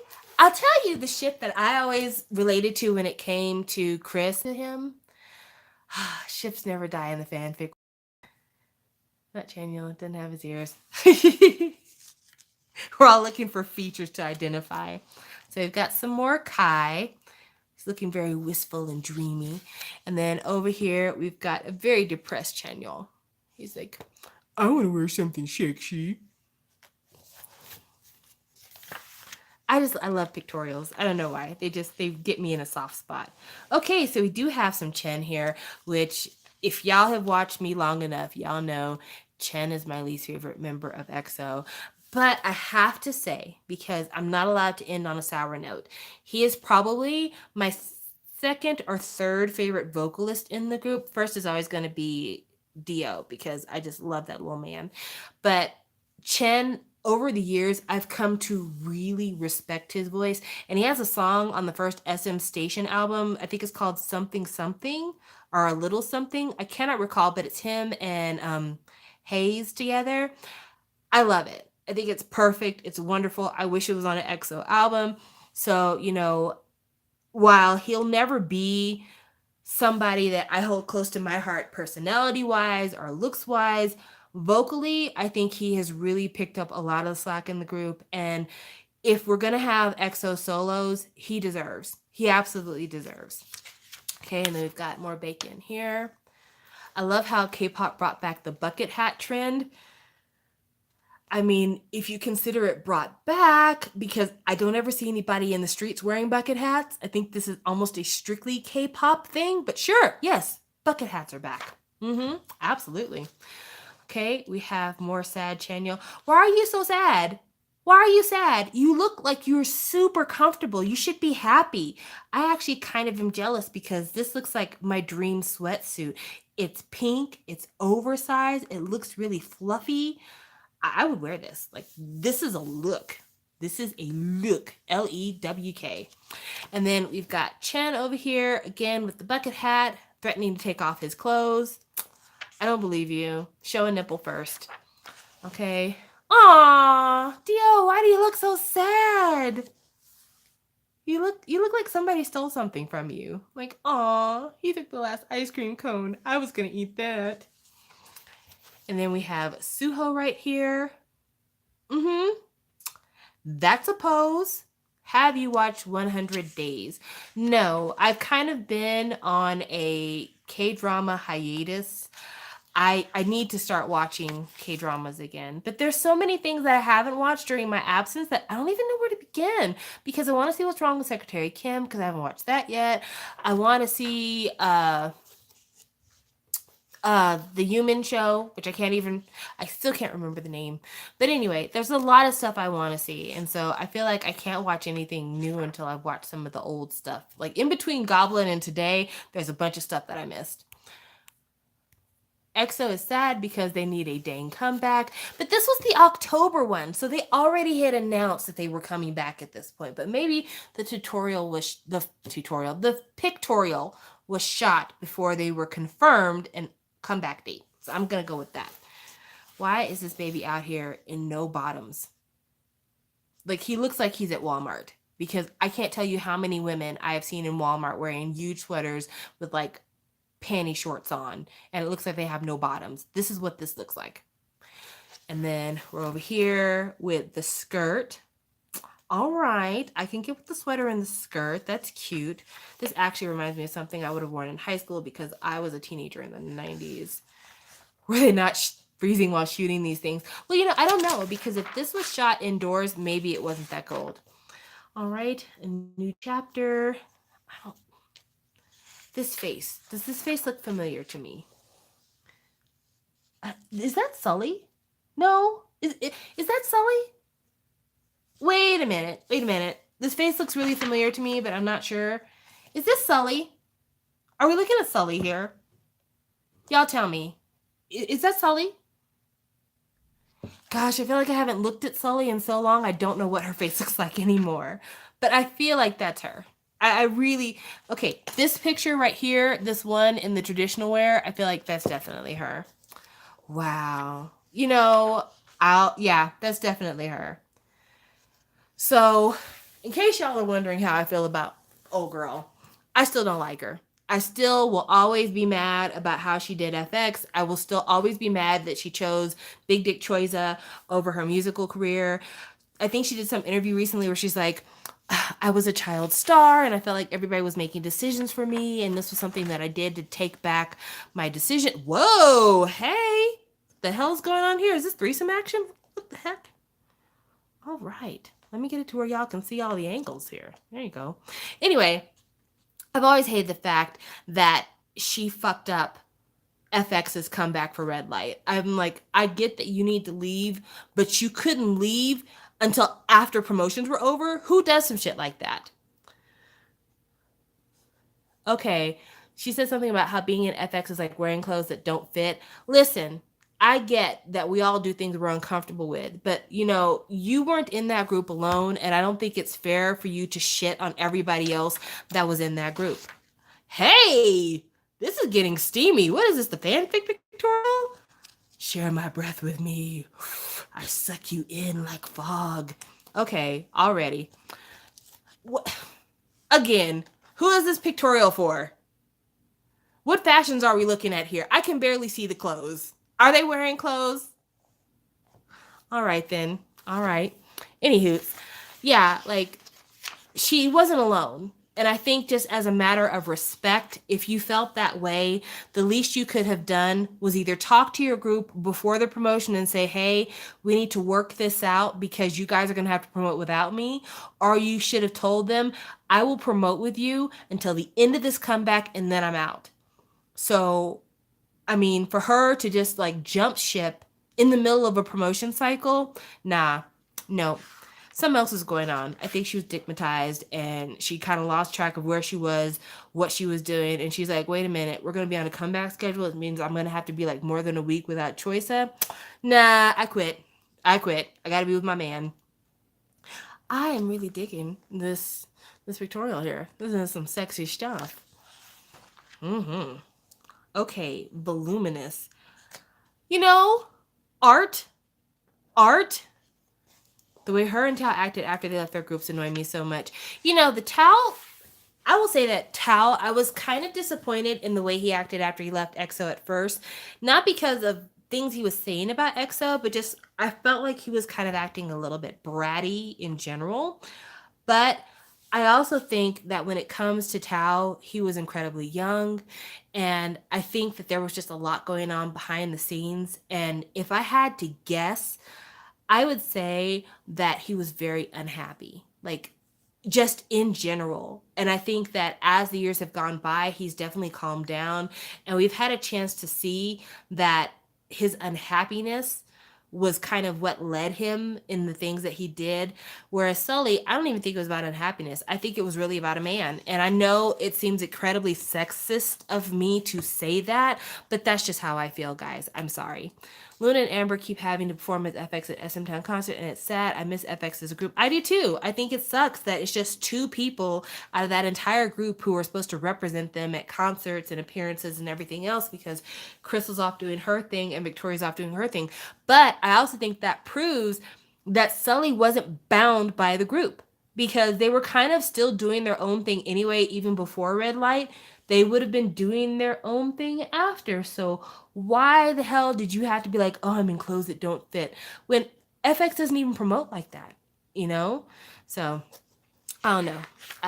No excuses. I still am mad. I'm still upset. I'm still hurt. Yay! Now we're to the good part. We are at the Minky part. So, fun fact about me, if y'all can't tell already, I not only used to read fanfic, I still read fanfic, and Minky was actually my ultimate ship. It still is to this day, but it was the ship I used to write fanfiction for. So somewhere way off in the ethos of internet histories, you can actually look up the words Shaw 360 and Minky, and there might be some search results there if you know what I'm talking about. But yes, Minky is my ultimate OTP. Nothing tops them. I love them. They are perfect. And that was the reason why I bought this magazine to begin with because Minky is that bitch. And so, yes, anything I can get with them, even if they're standing 50 feet apart, I want it, I want it, I want it. Key Solo will bring clear skin to us all. I can't wait. I can't wait to hear Forever You. I can't wait. I just can't wait. So here we have Choi Min Ho looking perfect, looking like ultimate husband, boyfriend, baby daddy material. I love him.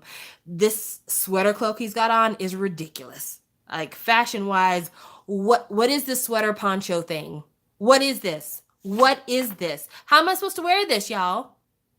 How am I supposed to stay warm with only a chest and a back covering? I need sleeves, damn it. But you know, it is what it is. Then we have Key giving you Naughty Librarian Supreme. I really dig these glasses. You guys, I don't know if you can see this, probably not, because the detail is not there, but it is, these glasses have like, there's these little gold pieces inside this clear frame. It's very haute. It's very haute couture. Here we have Key again showing off his amazing dewy complexion. I don't know if he just like lives with a humidifier on at all times, but his skin always looks like at the height of care and taken care of. And that's why he still looks like a 15-year-old, because his skin is perfect. Oh my gosh. Okay. So we have Minho here. I did not notice this when I first saw this picture, but we have sexy Minho looking in the mirror. And what does his perfume bottle say? Can you see it? Tell no one. I won't, Daddy. If I ever get the chance, I will tell no one. No, I'm lying. I'll tell Jade. But still, I will tell most of no one if you ever give me a chance. I promise. Okay, so right here we have Minho and Key in their suits. Key is in a suit that is very reminiscent to me of the One of One era, and Minho is in this velvet suit thing, which questionable maybe, but at the same time, easy to slip out of, so I endorse. What? It's always a struggle, isn't it?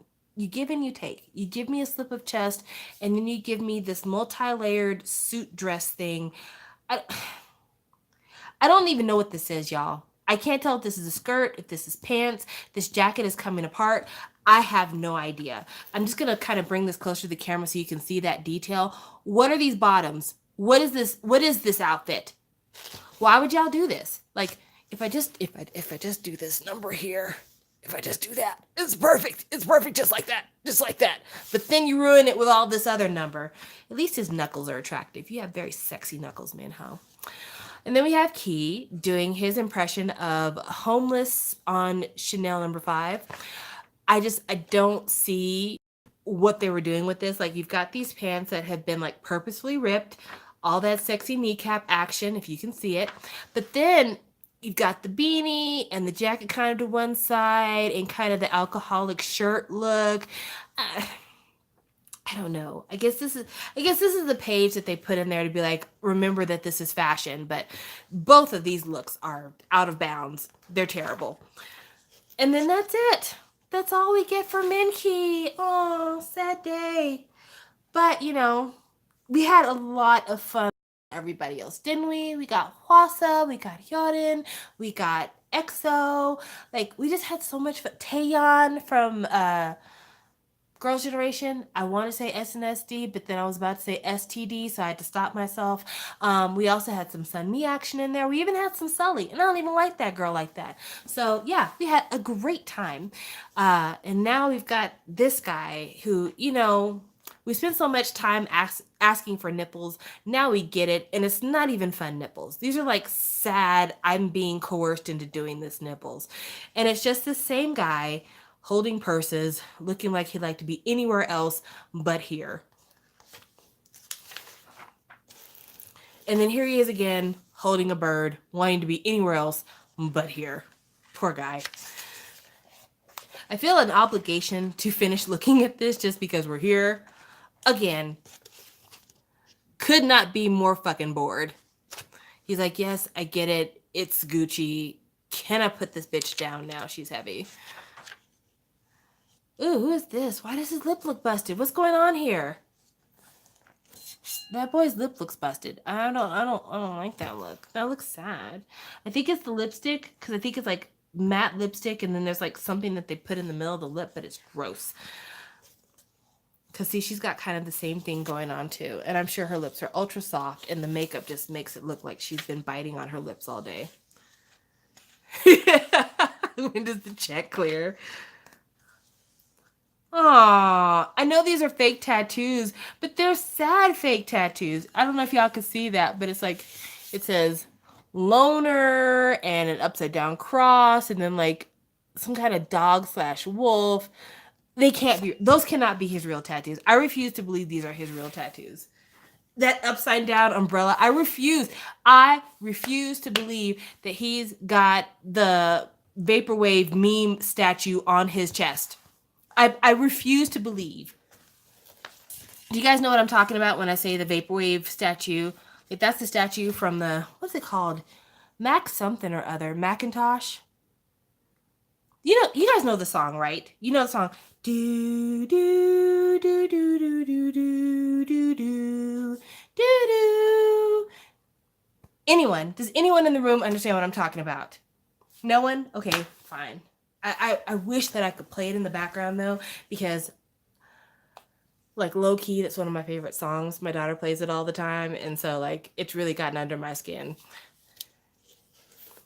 Okay, Jen, see? There you go. Thank you, Jen. I'm glad somebody can relate. Oh, here we are.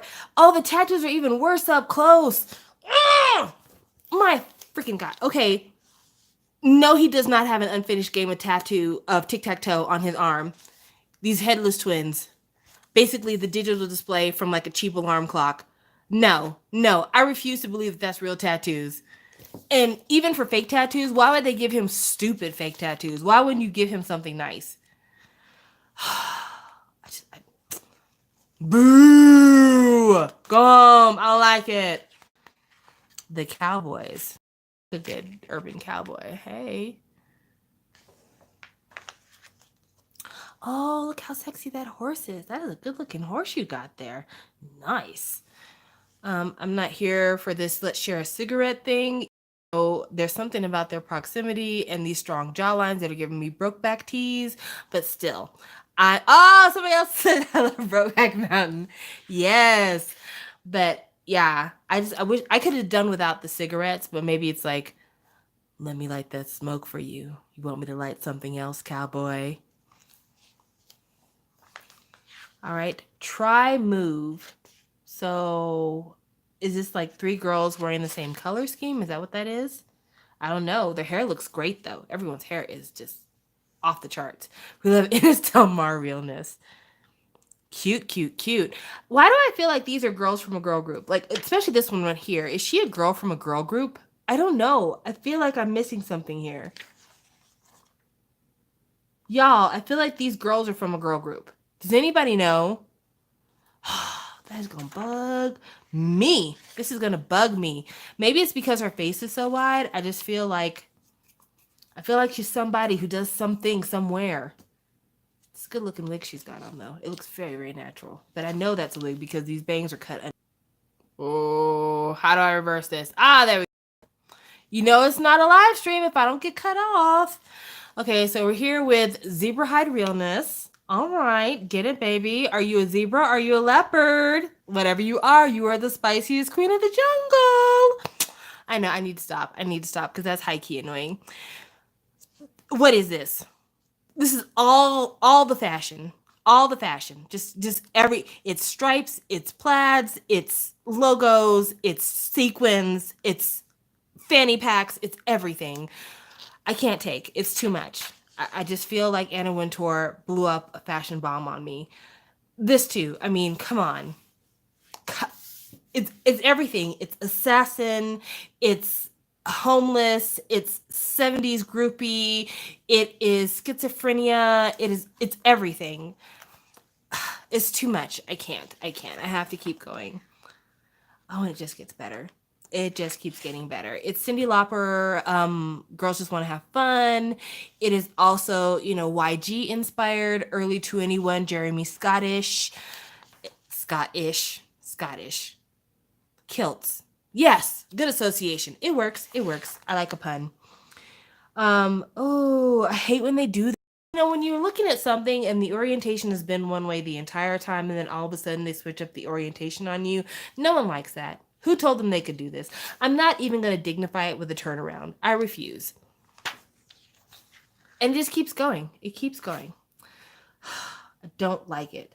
Even though I feel like this person looks familiar for some reason. But I refuse to turn it around, so I don't know. Well, I don't know. I should turn it around because I feel like some of these faces might be famous faces. Does anybody recognize any of these people?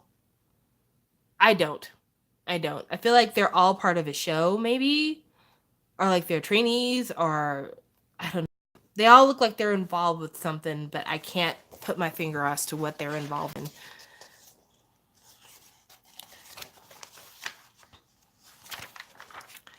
More of the same.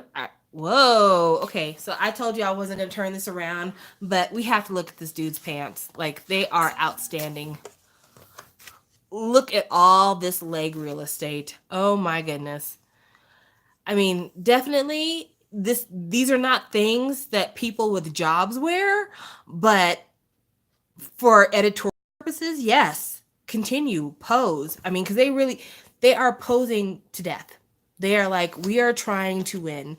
We are giving you the smiles. We are giving you the poses. We are trying to get on this cover. We don't want Tyra to yell at us about how she was rooting for us. We're trying to win. Givenchy, and that, my friends, is the end. Hey, Shine Baby Muse. Oh my gosh, I've already been on for an hour and a half and you came in at the end of it. I'm so sorry because I really wanted you to be here for everything. So we've reached the end of the magazine. So at this point, does anybody have any questions about anything else you want me to talk about while we're here? I'm willing to do it because I have time. So we can get into it.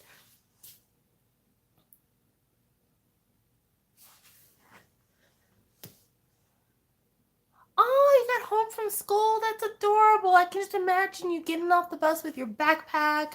Where did you buy the magazine? I bought this magazine off of eBay. Thank you for asking.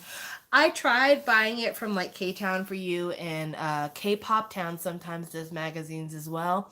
Couldn't get it from there. For some reason, when I wanted to get it, it wasn't for sale, and then later on it was sold out. Like, I swear they probably had it for sale all of 5 minutes, and it really pissed me off. I have one more magazine coming in the mail, actually. I have a Harper's Bazaar for November coming in the mail soon. The reason why I'm getting it is because Minho has a super beautiful autumn tutorial. I keep saying tutorial. Stop that. It has a Minho autumn pictorial in it, and it promises to be loads and loads of fun. Very, very beautiful. I still can't find the Time magazine with BTS on it. I'm glad you said something. Y'all hold up just a minute. I'll be right back.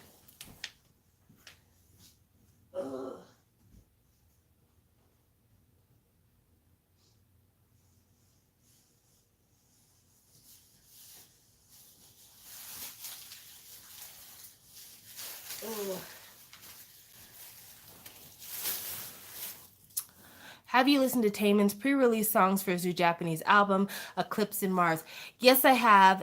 The Japanese music from Taemin usually takes a little time to grow on me, but I actually really liked Eclipse in Mars right away, so I'm excited for them. I listened to them on Spotify. Okay, so let me tell you the story of how I end up getting this magazine right here, which this is actually going to be part of a giveaway that I'm crafting for the end of the year, so I don't want to give away anything yet, but I have a pretty good giveaway coming up pretty soon. I'm very excited about it. Okay, so this magazine right here is the magazine for the week that BTS's magazine cover came out.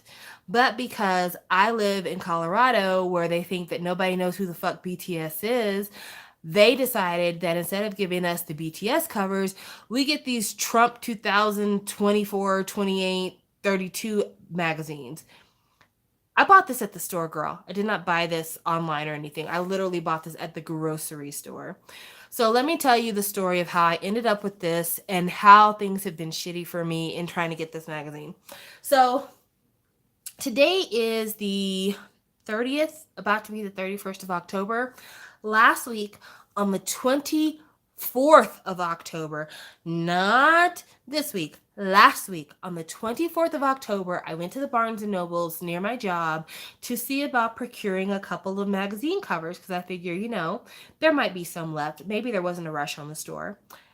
Barnes and Nobles proceeded to tell me that they had gotten rid of all of their BTS time covers because they put their magazines out a week in advance. So when I got there on the 24th of October, they already had the Time magazine for the 29th of October on the shelf. I think that's utter and complete garbage bullshit. What the fuck? So I couldn't get it at Barnes and Noble. So then I'm like, okay, well, I still have grocery shopping to do this week. I've got some other shit I got to do this week. Maybe I'll come across it in the stores. I see a Time magazine that's not like a special edition Time magazine. It's not like, you know, The Secret Life of Dogs, The Memorial of Prince's Career, because whenever you go to the grocery store, it's always those kind of Time magazines. No, I finally find this, a regular ass Time magazine for October the 22nd, 2018. And what is it? It's a fucking Trump cover because they feel like that's what people want to buy in the checkout line. No one in the checkout line is going to buy a BTS cover. So that is how I ended up with this for $5.99 instead of the $20. But there is a little bit of a bright side to this, so I'll show you the BTS articles. So if someone out there is looking for the BTS article and they're not so concerned with the cover, hit me up. I can give this to you for like $10, including shipping. It's not a big deal. But I wanted to have this for purposes because as much as BTS is becoming well known, they're becoming global celebrities, there's still pockets of America where it's just not happening for them. It's just not happening. And I think that it's stupid as hell. Have I listened to the Ask Me About K-Pop podcast? No, I have not. I've not heard about this Ask Me About K-Pop podcast. Please do share because I do love a good podcast. The podcast that I listen to concerning K-pop, I used to listen to Not Your Average Netizen. I don't anymore because they've got like all new people. One of the hosts from Not Your Average Netizens passed away about a year ago, I want to say, close to a year ago, from a heart failure, I believe. And so since then, a lot of the people that were there from the very beginning have dropped out. They've got all new people, and honestly, they're all new people. They're not for me. So I quit listening to them. I still listen to the Drama Candy podcast because they talk a lot about K-dramas. And even though I don't have time to watch, I like hearing the tea. They also talk about like scandals in K-dramas, news about upcoming series, things like that. So it's a very informative listen. I also listen to the K-Pop Cast. Is one of the best produced K-pop podcasts out there. They're so good, guys. K-Pop Podcast is fantastic. I recommend it to anyone, anywhere. It's absolutely number one, stunning. And I used to listen to what is the name of that podcast? It was the podcast with the girl from England and the girl from Kansas City, and they did something together. Can't think of the name of the podcast now. That's how much I don't listen to it anymore. But yeah, I used to listen to that podcast, but now the only K-pop podcasts I really listen to are Drama Candy and K-pop podcasts. So I'll have to watch this Ask Me About K-pop. I have to listen to Ask Me About K-pop. Recently, my podcast listens have veered more towards the conversational, self-helping. I've always listened to the Read, but now I listen to the Friend Zone and Getting Grown. I listen to the Cracked podcast. I love the Bodega Boys podcast. It is raunchy and it's not meant for people who have sensitivity issues, but it's a lot of fun to me. And yeah, I'm always looking for something different, something a little fun. I love music podcasts, so definitely I will have to check them out. I hope they're on SoundCloud though, because I have an Android, so I will not be able to listen to them on iTunes. Sucks. So yeah, that was all of that talk about that. I wasn't going to pay $20 for their cover of Time magazine. I wasn't. And that's just because I don't collect every single thing with BTS. I'm not that kind of a collector when it comes to them. I have pockets of collection when it comes to BTS, but yeah, I don't collect every single thing.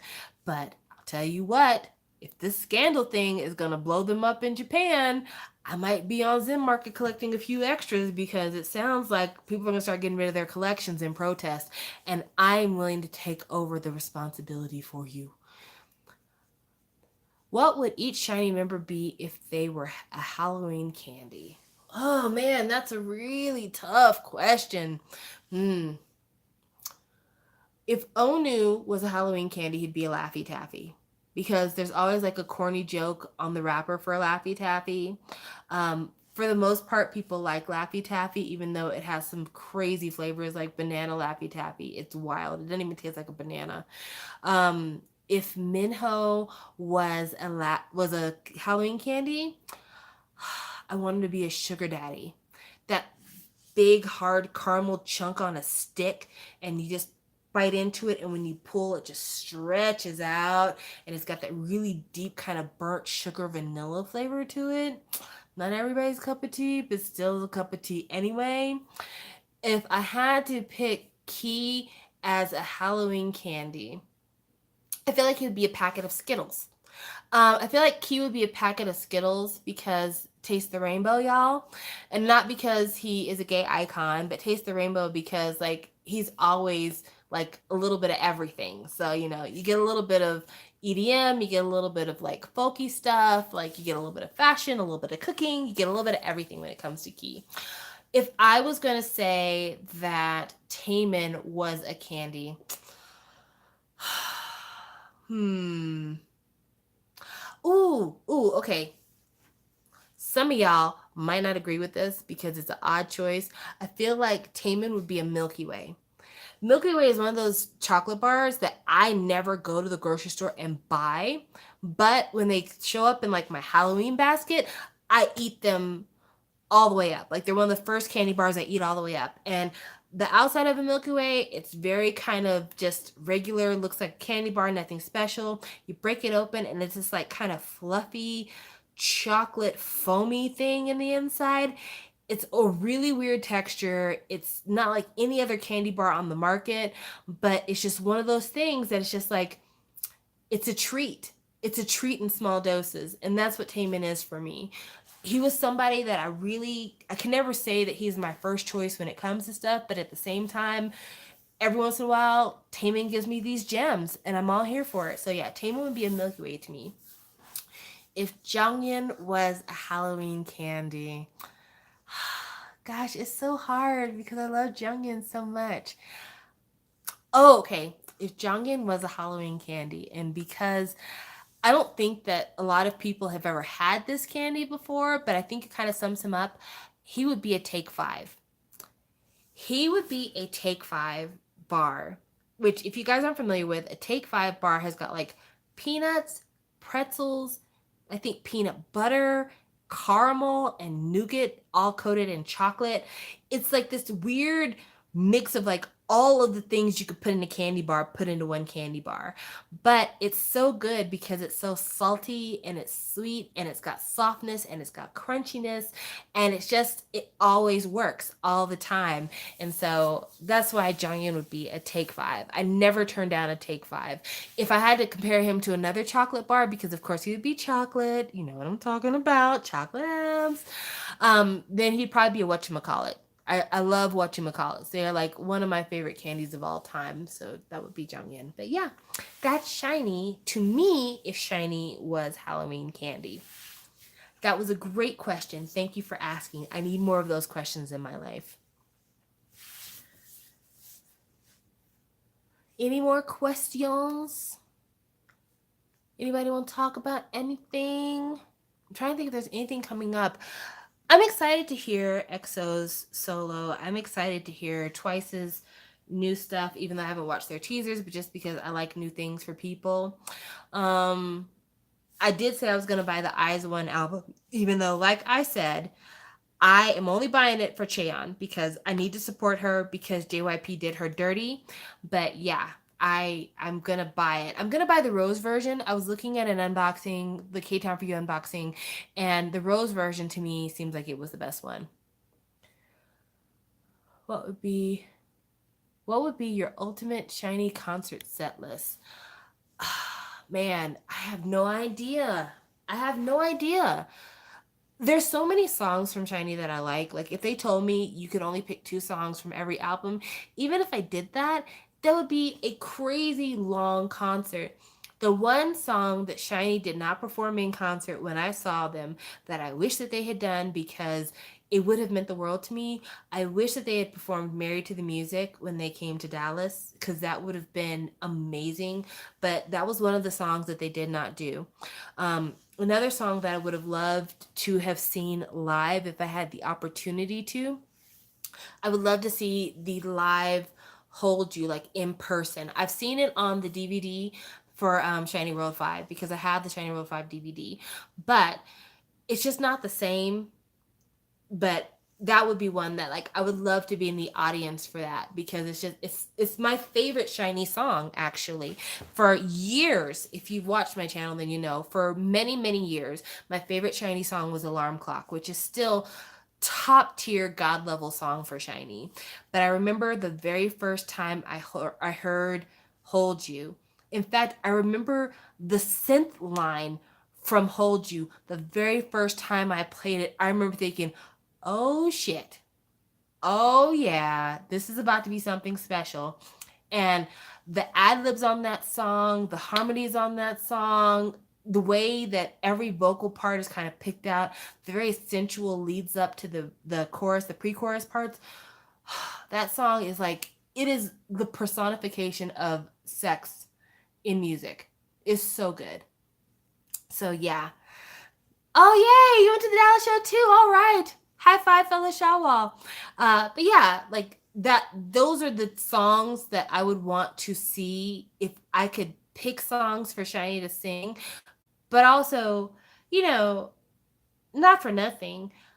I'm nervous about the next time SHINee comes to America if they decide to come back anytime soon. I don't know that they will because they're busy doing all their things, and also Onu's about to enlist, so you know it's probably not going to happen. But if SHINee was to come back to America, that would be a very hard concert for me to attend because Jonghyun's voice for the older catalog is just so essential that I would have a hard time hearing those songs without him. As it stands, I have the From Now On DVD. They did the concert in Japan after Jonghyun passed away, From Now On, and it's got a bunch of songs from their Japanese catalog and then a couple of newer songs. I haven't watched it. To this day, I have not watched it. I can't. Um, I'm not prepared to see those old songs performed just yet without him. So we'll see what happens. Oh, you went to the SHINee one in Dallas too? I remember Key talking about his burnt Gucci. I remember that. I know that Taemin dropped a few hints about bringing his solo concert to the US. I would go see Taemin solo. I would absolutely go see Taemin solo. But I know that Taemin does perform SHINee songs during his solos. So, I mean, unless he's going to do like strictly all of his Japanese and Korean catalog, there's probably going to be a couple of moments still where I'm going to be, you know, my heart's going to flutter because I've seen Taemin perform Replay by himself solo. He did it on Sketchbook, and it's just I don't know, y'all. I don't know, y'all. I'm not over it yet, and I don't know when that's going to be.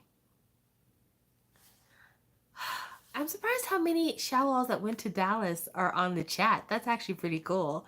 We should start a group. I was at SHINee World 5 in Dallas. That should be our group. We should Facebook page, Twitter group, whatever it needs to be. I was at SHINee World 5 in Dallas. That's going to be our group. Make it happen. Make it so.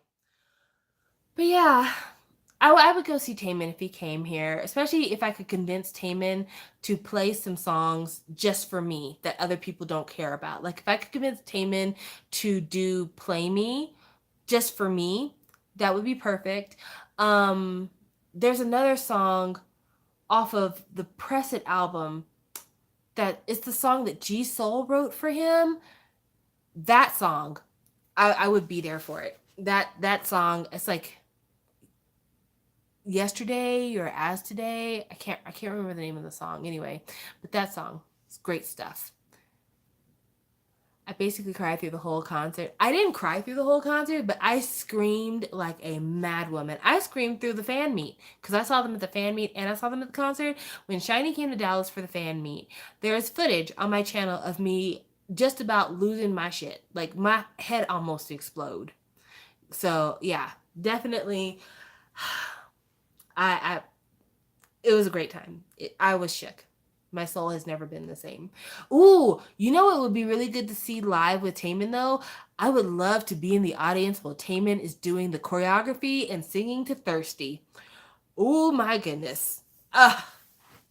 The floor would be wet. The floor would be wet after that performance. Okay, I have a question. If you could craft a variety show for SHINee to do, what kind of variety show would it be? Well, I feel like my SHINee variety shows have been met, or my needs have been met because Hello Baby exists, One Fine Day exists, also because Key got his Key Kitchen, which is all I've ever wanted for him, is for him to have a cooking show. So that's the reason why I just don't know that I could come up with a good variety show for SHINee. But I think if I was going to do a variety show for SHINee, I think it would be a SHINee challenge show where it would be each show would have something that SHINee is good at, like individual members of SHINee are good at, but whichever member is like the best at that particular subject, they get a handicap for the challenge and everybody has to do the challenge. So like if it was a foot race, Minho would have the foot race, but he would have to do the foot race, 5 seconds behind everybody else or something. Or if it was cooking, it would be Key could cook, but he wouldn't be allowed to do the grocery shopping. Everybody would get a mystery basket and then have to do the cooking. So that's kind of something like that, but that's pretty boring. Any other bias group that I could, you know what? Now that I think about it, I would love for Red Velvet to have a chance to do Hello Baby. I think that would be amazing. OMG Infinite kind of had that kind of show with Ranking King, and this is Infinite. I miss Infinite on shows. I think we all miss Second Gen on shows.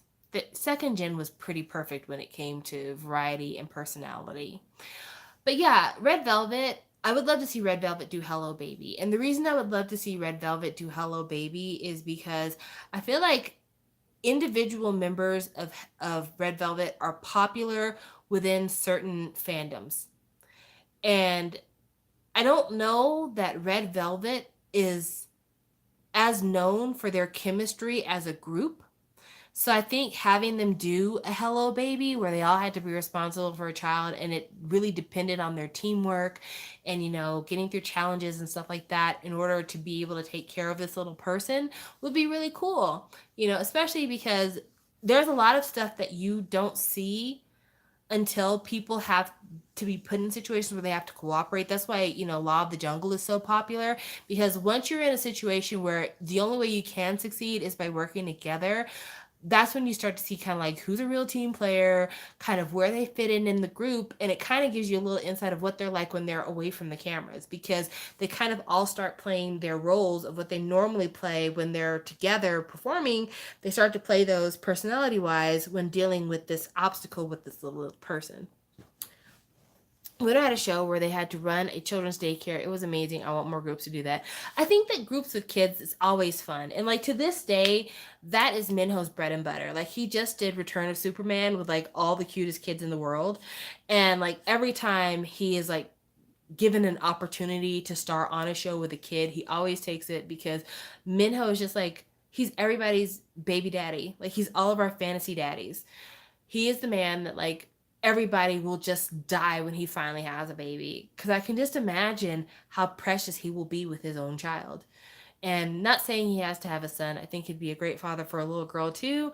But because we've seen him as a daddy, I think it would be so cute to see him as a daddy of a boy, because him and Yugyeom were so cute together. They were so cute. I said Yugyeom. Why did I say Yugyeom? That's not his name. Oh my gosh. I must be tired. I need less survival shows, more idols with baby shows. Yeah! I think idols with baby shows are amazing.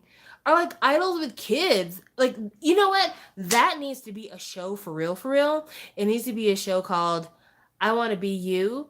And it needs to be like an idol and like some kid under the age of 11 who's like, you're my bias. I want to be like you, and they have to work with their favorite idol to do a performance. So like they have to, like Dancing with the Stars almost. And so you start out with like 12 couples of like an idol and their little mini me, and they train together and they dance, sing together, and then it's like kind of Produce in terms of its elimination by the audience. So it's very much like Dancing with the Stars / Produce, one of those viewer votes type thing. But I think that would be a really fun show. I think that'd be a great show. Keegan from GOT7 was raised by SHINee. Amazing. No, I knew I said it wrong. I couldn't think at the moment. Don't do that to me. It was an accident. Even though that would be awesome. OMG, I would love this. LOL, all the theories back in the day about Yukin actually being Minho's kid. They looked a lot alike. Something like Hello Baby, a roommate, or even Uni Slam Dunk. I think Uni Slam Dunk is a cool show.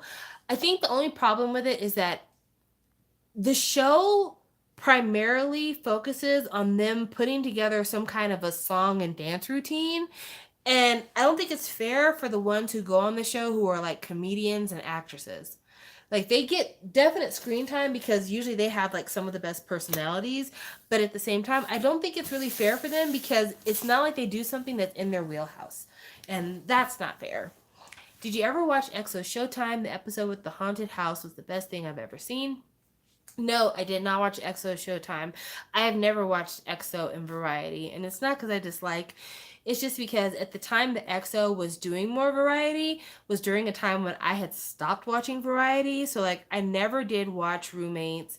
I didn't watch Law of the Jungle. Like I didn't watch a lot of the EXO shows coming up, so I missed several of those. But that doesn't mean that I wouldn't watch it one day. It's just that at the time that it was on, like I said, it wasn't something that I was watching because I really just wasn't watching variety like that. I was really heavy into K-dramas at that point. So if I had to choose one or the other, you know what I'm choosing. EXO Showtime makes me the K-pop fan I am today. Well, that's cool. I'm glad. Hello Baby made me the Shawwal I am today. So I definitely can relate to that sentiment completely. Trying to think what would be some other good shows for idols to do. Hmm. I like The Call.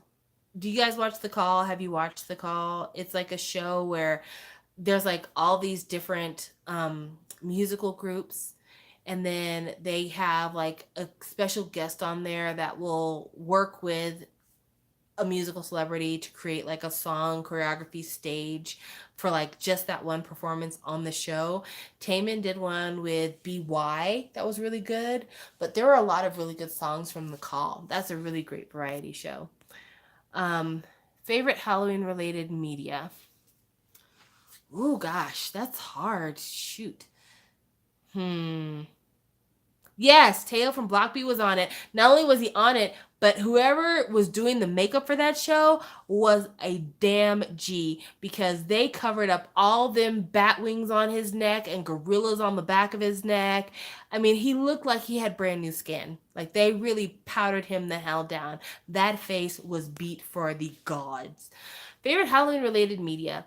Um I hate to be corny about it because I mean I kind of want to say Nightmare Before Christmas, but no, no. Now my daughter, if you asked her her favorite Halloween media, she loves the Halloween Town series. Don't know why. Doesn't make any sense to me, but it just is what it is. But I think I know what my favorite Halloween movie is because I had Stephanie try to watch it the other day and she couldn't finish it.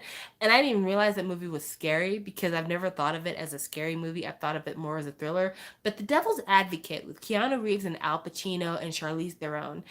If you haven't seen The Devil's Advocate and you're a praying person, I recommend Prayer Before and Prayer After. But that movie right there, it's something special. It's absolutely something special. I remember the first time I watched it, I was kind of like, what the fuck is this? And by the time it was over, I'm just like, I don't know what I just saw, but that shit's amazing. Also, Bram Stoker's Dracula with Keanu Reeves. Do I have a thing for Keanu Reeves? Why does he star in one of my other favorite Halloween movies? But yes, Bram Stoker's Dracula. I really, really like that movie a lot, even though Keanu Reeves is one of the worst actors of all time. But Gary Oldman makes that movie. He was the perfect casting for that movie. I forgot the name of that show, but I would love to see that old school show that was popular and it had Hannah, Narsha, Victoria, and other idols on it. Invisible Youth was my shit. Okay, so Mason, you like Bram Stoker Dracula too. That's such a great movie. There's just something about that movie that it I don't know. I don't know what it is about that movie because that movie is weird as fuck. But I love that movie. That movie, Devil's Advocate. What's another kind of like creepy movie? Like a movie that when I watch it, it unsettles my spirit. Oh, you know what? There is a movie that Jennifer Lopez was in, and it's like it's a crap movie, but I remember thinking like it was really beautiful. She played like this psychiatrist, and her and whoever she was like counseling would get like put under, and then they would go into this like virtual world in the person's mind, and that's how she would like counsel them through trauma. And there was like this serial killer that ended up like going into a coma, and Jennifer Lopez had to get hooked up to the machine to like guide her way through their mind in order to find out where the last victim was before the victim died. Cannot remember the name of that movie, but The Cell. Thank you. The Cell. That movie is stupid. That movie is stupid on every level, but it is a stunning movie to watch. Like it is really, really. That movie creeped me out. That movie really creeped me out in a lot of ways. And then like, what are some other movies that are kind of creepy? I don't know, but that movie creeped me out. Oh, the Brad Pitt movie where they killed his wife Gwyneth Paltrow. Oh, what is the name of that fucking movie? It's him and Morgan Freeman, and then he's like, "What's in the box? What's in the box?" But it had the seven deadly sins, and the killer like killed all the people according to the sin. That movie was creepy to me because of the way that the bodies were set up. I was very uncomfortable with that movie, very uncomfortable. So I don't know. When it comes to movies, I'm definitely more of an atmospheric person than like actual blood and gore. Seven, thank you. Why did I not get that when I like clearly said Seven Deadly Sins? Why did I not get that the movie was called Seven? Anywho's, yeah, that movie right there. I'm not here for Brad Pitt's acting in that movie. Personally, my favorite Brad Pitt movie, there's three. I have a top three for Brad Pitt movies that I enjoy watching because the movies are entertaining. I love watching Interview with a Vampire because Brad Pitt was beautiful in that movie, in my opinion, even though that makeup was a choice. Not a choice I would make, but a choice. Also because like it was one of the most entertaining roles Tom Cruise has ever had. Like the vampire Lestat, you actually like Tom Cruise after watching that movie. But yeah, Interview with the Vampire, definitely top three for Brad Pitt. The Benjamin Button movie, love that movie. The CGI, looking back on it now, is not as great as it felt like during the Moo, but I love that storyline. I love the idea of aging in reverse. And how perfect would that be when people are old and have dementia, that they're just small little people and you can put diapers on them and put them in playpens. That way they don't hurt themselves.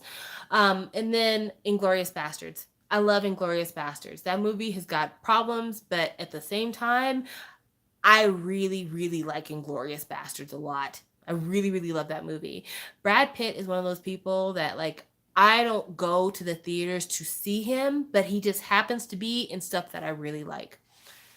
I like that compilation of the Halloween Disney animations with all the villains crashing the good guys party on the side, but I forget what it's called. I don't know what that is either. I don't think I've ever seen that before.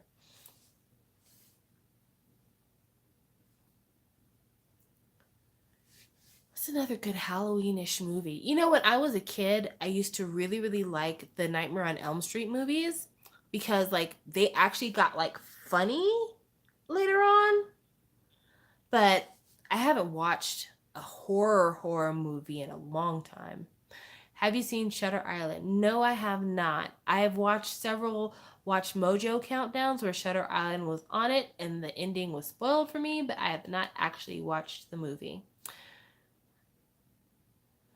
You know, there are movies that are not horror movies, but the concepts are very scary to me. Like Looper is a very scary concept that you could be hired to kill yourself in the past. Because, like, how do you do that? Because it seems like if you went back in time to kill yourself, you wouldn't be able to go back in time to kill yourself. But there's certain movies that, like, the concepts are scary to me. Um, series, series. Black Mirror is probably my favorite kind of creepy media that's like currently going right now. There have been a few episodes of Black Mirror that I've been like, this shit is it's really a mind fuck and it's probably gonna happen in the future and we need to all be warned to get off these damn computers. I felt like that over several episodes of Black Mirror. Have you seen Poltergeist? I saw Poltergeist, but like it's been probably 30 years since I've seen Poltergeist. So I can't even really remember it very well. But yeah, I've seen Poltergeist before. I've seen Chucky before. I've seen I've never watched any of the Halloween movies. I actually haven't. Yeah, I feel you on that one. For me, a creepy concept I can't get down with is the Purge series. I've never watched any of the Purge movies. Damn, I wrote my whole human sexuality final essay about Nightmare on Elm Street, lol. Really? What a strange thing to choose. I don't know. I think because I was watching Nightmare on Elm Street before I was like a sexual being in a way, I never really thought about any kind of sexual component for Nightmare on Elm Street. I just remember laughing when the one guy, his arms ripped off and he had like bug arms and then he got squished in the Roach Motel. I don't know why that shit was funny to me, but at the time it was hilarious. Bride of Frankenstein. Purge is a great concept executed poorly. I do agree. I think that the Purge has a very scary concept when you think about it. Like, imagine a society where the government condoned every single crime one day a year. And imagine what that would entail for all of us if that happened. Because we're talking about every crime, not just physical crime, every crime. So, crimes that involve, theft, where somebody could clear out your bank account through fraud and you wouldn't be able to do anything about it because on that day, that shit was legal. So, your own bank could steal from you and you couldn't have any recourse. Like you would have to go to the bank like the day before purge, withdraw all of your money, cancel all of your cards, basically get out in the middle of a field, dig you a hole and hide out for 24 hours and then come back. Like that shit's scary. The other part that's scary is that the crimes that are physical crimes that people don't talk about, fucking pedophilia. Like it would be legal for one day for all these fucking pervert ass perverts out there to rape babies. Like when you think about that when it comes to the purge, that shit is sickening. And so, yeah, I think with the focus of the Hollywood movie was like, one day to go cause mayhem, let's rob some rich people and maybe kill us some people. But no, it would be the rapes and it would be the molestations and it would be the cyber crimes and all the other things that people could do that they could get away with. And if you could prove that it happened on that night, there's no possible way to be prosecuted. That shit is frightening. It's like 4 minutes to screen. Yeah, I think the reason why I don't like it is because it feels I need more K-pop horror. I need more K-pop horror concepts. Don't we all? And considering the climate that's been raised ever since Trump, an opposite choose to avoid movies like The Purge because it would make me feel more upset than scared. I think that I think The Purge is a show now, and it kind of explores some of those same themes. Since I have another question, since we are here and it's almost Halloween, but what is your biggest fear for K-pop? My biggest fear for K-pop. Well, I have two fears. I have a fear for K-pop itself, and I have a fear for me personally.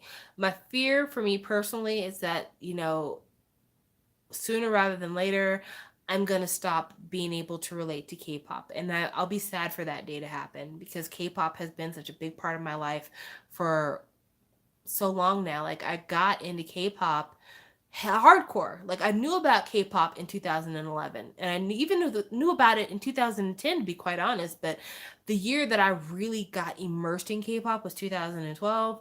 So for the last 6, now going on close to 7 years, I've been really involved in K-pop and I would be really sad when the days come when that involvement ceases because either my favorites aren't promoting anymore or I can't relate to the music anymore because I am so much older than the people I'm listening to.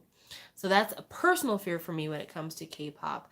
A fear I have with K-pop, and this is going to sound like completely outlandish and none of y'all are going to care about this probably. My fear with K-pop is that K-pop will stop being special. And it kind of feels like it's that way now almost. There is, how do I put this? There's always like the concept of the moment. Like if tropical house is popular, then that's the concept of the moment. Everybody's doing tropical house. If cute girl concepts with matching uniforms is the concept of the moment, everybody's doing cute girls in uniforms. But when it comes to K-pop and the not specialness is that even when K-pop does tropical house that was popular in America, they still put some kind of spin on it that is a uniquely K-pop spin. I don't know what that spin will be in the future. I don't know if it's going to be the way that the music videos are filmed. I don't know if it's going to be that there's still always going to be that one song on every K-pop album that sounds like the theme song to a K-drama. I don't know, but I'm worried that the thing that makes it special now and the thing that is causing people to move from a One Direction to a BTS, that thing is going to extinguish and then kind of bottom falls out of K-pop because the thing that allows the K-pop machine to keep rolling the way it does is the support base it has for being something so unique. And so now if that uniqueness kind of goes away, the machine no longer has a base from which it's able to draw in new consumers and keep going. And once the demand starts to fall off, you're going to see a quality fall off. You're going to see not as many groups debuting, which could be good because it can be hard to keep up with. But you're also going to see the content diminishing in quality. You're going to see it kind of becoming a more insular thing once people have decided, well, the international audiences no longer care about it, so we're only marketing K-pop for Koreans. You're going to stop having stuff subtitled as much. Like, it's just, that's what I worry about. That's my fear.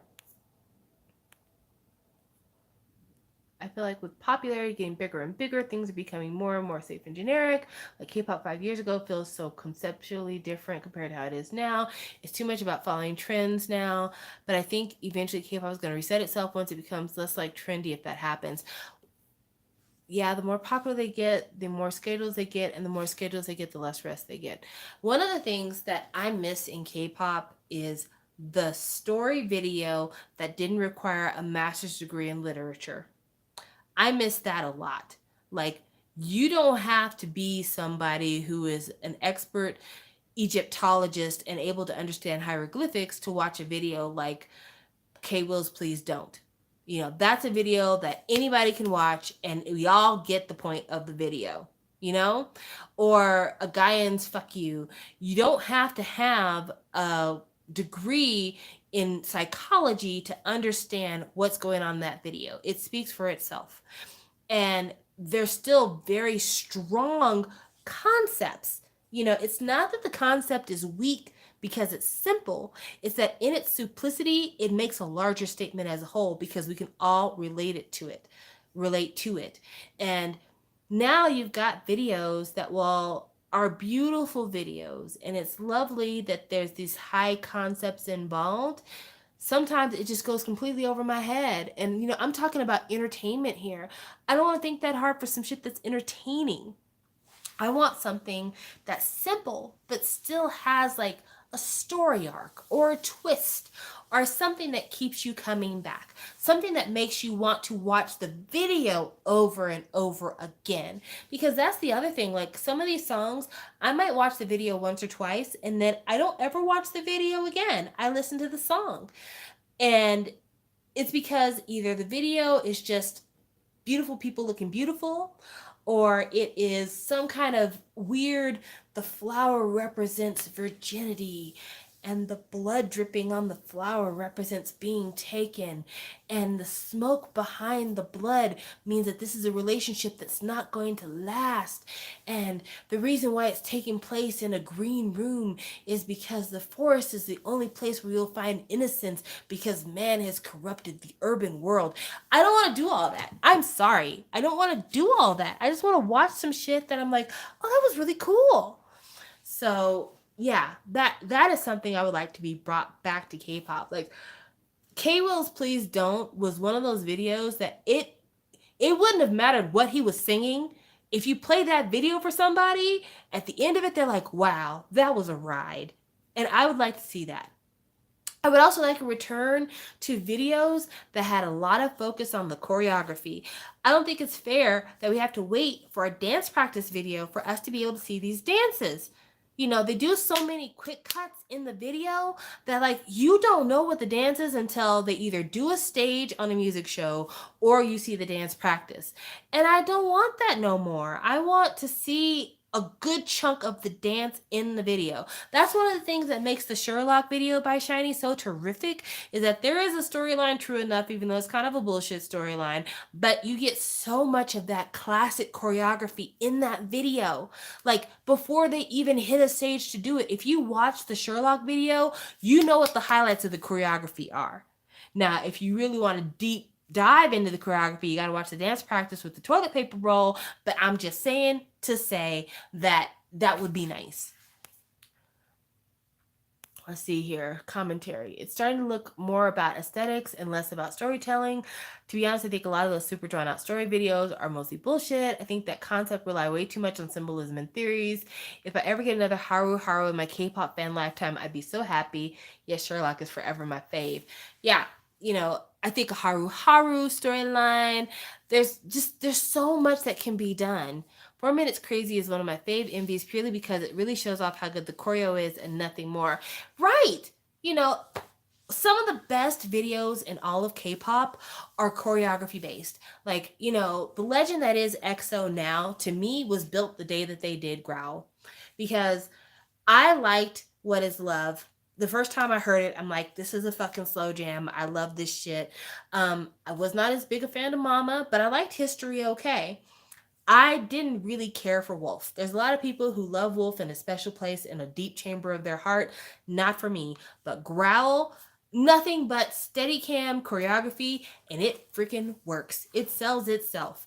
And then Overdose, again, a video, pure choreography, it works. Call Me Baby, pure choreography, it works. I don't know why we've gotten away from that, but that's the stuff we want. That's what we like. Either give me choreography or give me a clear, coherent, simply told story. Hi, I know this is super random and out of topic, but I rarely ever comment on things. But I just want to let you know I love your vids and your commentary on things. Oh, thank you. That's so nice. I feel special now. Thank you, Ruby. SNSD Catch Me If You Can is my favorite MV because of the choreo. I remember that video. That was them in the garbage yard. No, junkyard, and they were dancing around. Sad days. Because wasn't that the one that they filmed it with Jessica, and then they kicked her out the group, and then they went back and they refilmed it? Am I wrong? Am I right? Tell me, do you know? I believe I'm right. But yeah, there's just a lot. Those are the things that I would return to K-pop in terms of, like, that was what made K-pop unique for me, were like videos that just were something totally special. That, you know, I'm old and I like old-fashioned things. So even that style of video may be so old-fashioned that that's why K-pop doesn't do it anymore, because no one who's young wants to see that. Maybe all they want is to see fan service. They want to see IMFACT kissing each other's nipples. And I'm not saying that to be gross against IMFACT. That first song that they had, there's this scene where the boy runs into the other guy in the group's chest, but the guy had just got off the shower, so he ends up kissing his nipple. It was weird. After that, I could never listen to anything else by IMFACT.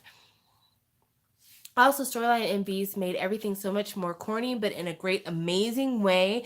Allah Severely by FT Island, Lies by Big Bang. It was so much more fun. I think they were supposed to record the Korean version with Jessica. All right, cool. Yeah, like I'm trying to think what's another story video. Oh, well, somebody already mentioned, but like all of Tiara's MVs for sure. Plenty of storylines there. But yeah, I was just thinking about the day by day video. That shit is so cool.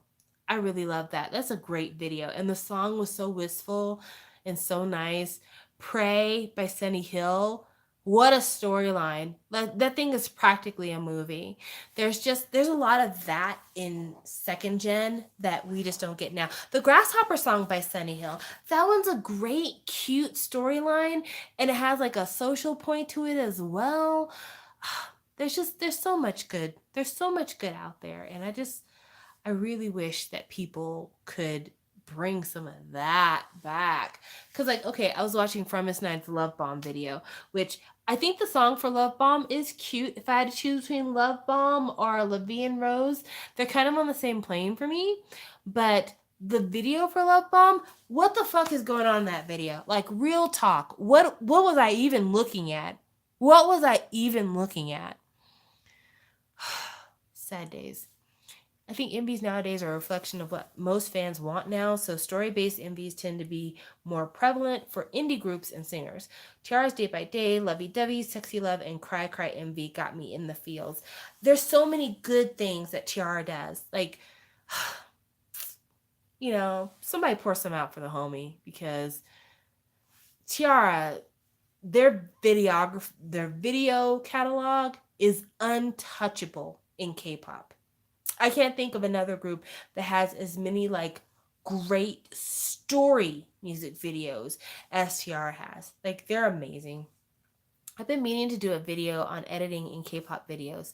It's just gotten weird. Like the cuts are weird and don't make any sense. So this is something I've heard before, and I think it has to do with YouTube, to be quite honest with you.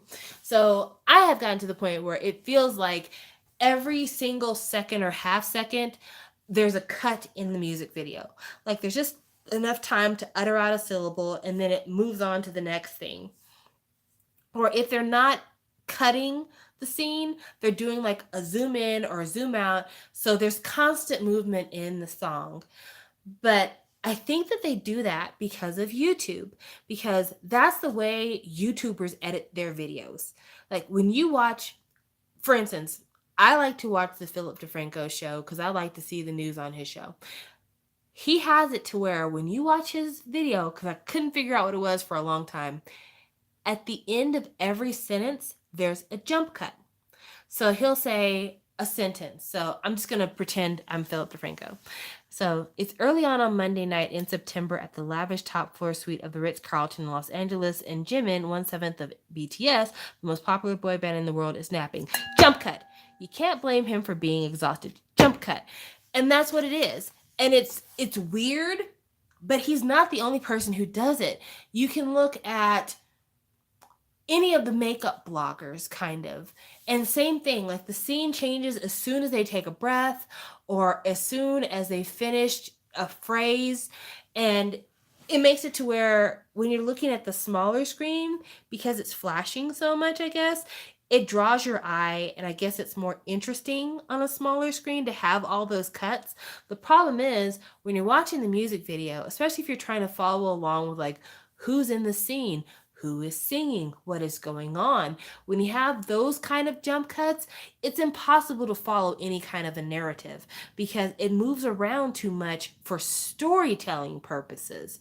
You know, if you're just having like a real quick informative, like I'm just going to shoot you a story real quick, that's one thing. And even in an example like a Philip DeFranco, it still stays centered on his face. The background's not changing. None of that other stuff is changing. It's basically just inserting like a quick break, a quick electronic flash to keep your eye interested while he's talking. With the K-pop MV, you've got the music constantly changing in the background. The singer's voice is changing in the foreground because they write these songs so that everybody gets like 30 seconds. And so they don't get like full verses to themselves. And then the scene keeps changing and the color palette keeps changing and the perspective and the point of view keeps changing from the camera. The camera angle is different. And it just gets to where like, I'll watch an MV one time. After that, I just want to play it in the background. I don't want anything to do with the music video anymore because it's too exhausting to watch. Pulls out Colt 45 for Tiara and pours on the ground. Day 6 has done some story type MVs. Yes, they have. Congratulations is what stands out in my mind when I think of Day 6. Yes, it cuts too much. Tiara reminds me of soap operas I watched. Yeah, telenovelas. That's a good point. 2NE1 Go Away MV, music videos, I meant. I see what you're going for, but I think there's more to it. They also break the 180 rule a lot, and it's bothersome. I'm not sure what the 180 rule is because, as you know, I am not a graphic artiste, so I don't go by specific terminology, but it's exhausting to the eye. It's exhausting to the eye, and I've got old people eyes, so I just can't take. I cannot take. Like, I'm sure that my videos are super boring to people who are used to, like, the quick editing style of videos nowadays. My videos are probably hard to watch.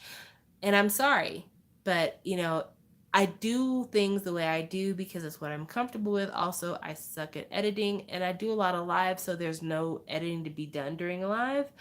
But yeah, like, the way I do things, for me, if you're interested, it works. If you're not interested, learn to turn my shit off early on. Red Velvet's Power Up Choreo MV cuts too many times. It makes my eyes hurt. Yeah, I could see that for them for sure. Luna, the high video for Luna, that was a hard video for me to watch. Besides all the jump cuts, but also like the running and jumping and people coming from around corners, and one person would be in the middle of a scene and then two people would jump out the sides. It was an impossible video to watch. I couldn't. I can't. So I like the song though. Even though the song is very like J-pop sounding to me, I liked the song, but I just couldn't watch the video. Tiara. I miss Tiara. Tiara Sugar Free is the hardest K-pop MV to watch. Like Red Velvet has 5 sets of outfits in the choreo MV. I think Tiara's Sugar Free is hard to watch for sure, but I think that has more to do with like the strobe lighting in that video. I don't know who did that, but that was a poor choice. Somebody in the editing booth, or even somebody on the set, should have been like, epilepsy is a thing. Maybe we shouldn't do this. But I don't know. Maybe common sense is hard to find.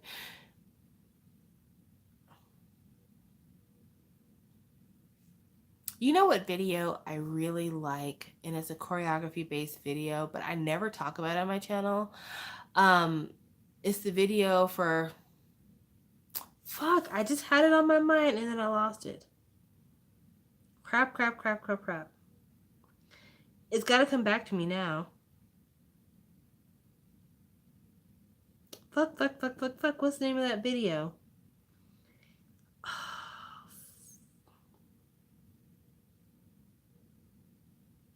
I can't think of it. Man, I can picture the video in my mind. I cannot think of the name of the video. So you guys will know what video I'm talking about once I describe it, but I really enjoy this video from a choreography standpoint and from like a camera standpoint. It is the video that TVXQ did where they're playing the card game and then it's all in black and white and they're dancing with the girls and it's got a really jazzy background. Do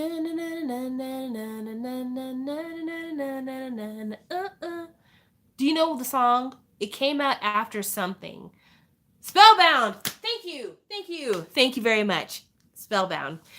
That video, that's a great freaking video. Like, that's a classic. It's an excellent video. I don't know. It was just on my heart to say that because that was a really great video. And actually, that video, another thing I really love about that video is that if you have that album, which was the repackage of Tense, it comes with like a deck of cards that has TVXQ in it. And it's like, everything fits together. Like the concept is like, as a whole, is so freaking complete. I just love it. That is another thing, like, okay, I get that we're not doing gigantic packaging for K-pop CDs anymore. We're doing stuff that's a little low key. You're either getting a book or a box. But I miss the times when the photo book or the packaging for the album matched with the concept of the lead or title single. Like, definitely we're still in an era where like they'll take still clips from the video and put those in the photo book and be like, here you go, it all goes together. But there was a time when like if the album's name was like Hearts and Roses, then the photo book would be like heart shaped, and there'd be like all these strange rose costumes. And I don't know, I just feel like there was a time when the packaging and the photo book and all that stuff matched much more with the album. And now it's kind of like just a glorified photo shoot. Like they film the music video and they do the photo shoot for the jacket at the same time. And that's what it is. And I miss when it seemed like a little bit more care was taken. Just a little bit. Just a tad bit. Just a slight amount. And then, like, I don't know, some of the packaging is just super weak. Like, some of the packaging is just like, y'all didn't even try. Like, just try. Just try. But it is what it is. Because some of us do value consistency over creativity. Like, I know that there are some people, they love Luna because they love the way Luna looks on their shelves. I know that there's some people, they love Mamamoo because they love the way Mamamoo looks on their shelves. Everything's the same size, it fits, it's nice. But then there's other people like myself where I love like big ridiculous packaging. Like, I don't like big ridiculous packaging that's messy. An example of that would be like NCT's Limitless. That's big ridiculous packaging, but it's also messy as hell and hard to like get everything back together, and it's really sensitive. But at the same time, like, I have other big ridiculous packaging that I treasure. And I actually recently bought some big ridiculous packaging. Has anyone ever seen an unboxing for Joe Kwan's I'm the One? He had the single I'm the One, which features a very young J-Hope in the video, and also he does a rap for Animal on that album. So if you're a BTS stan, you should own that because it's really top-notch stuff. Anyway, the packaging for Joe Kwan's I'm the One, I recently ordered it off of Zen Market for like $5. It is so much fun. It comes with like little fake mustaches and stuff to like make disguises. I don't know why, but it just does. And it's built kind of like a cereal box. So like you open it up and there's all these prizes inside. It's great packaging. Like, it's freaking fantastic stuff. And I wanted it for years. Like, ever since I watched the very first unboxing I saw of it, I have wanted that damn album. But that version of that album sold out so quickly when it came out. So I hadn't been able to get it until now. And I was surprised to get it for as cheap as I did because it used to resell for a lot higher. But Joe Kwan, he's not as popular anymore. So I think that's the reason why his stuff doesn't sell the way it used to. But long story short, that packaging was really, really cool because like the storyline from the music video was incorporated in the packaging, and it came with all this stuff in it that was like related to that, and it had like an instruction manual to it. And when you bring all of that stuff together, it's really, really awesome. And that's kind of what I mean about like cohesion and creativity. And it's not huge. Like, it's crazy ridiculous, but I've seen it like size wise. It's not that much bigger than some of the stuff I have.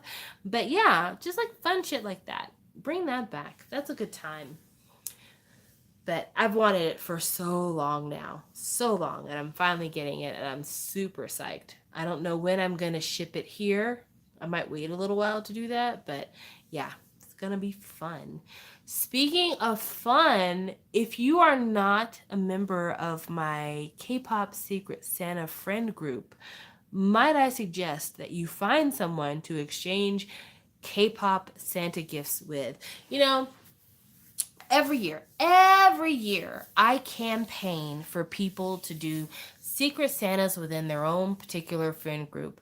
But I feel like no one ever videotapes it for me to watch. So, I mean, it could be happening just behind the scenes and nobody's saying anything because they're private people, which I respect. I understand. You don't have to do anything public for me. But I don't know. I always want to see more people do it.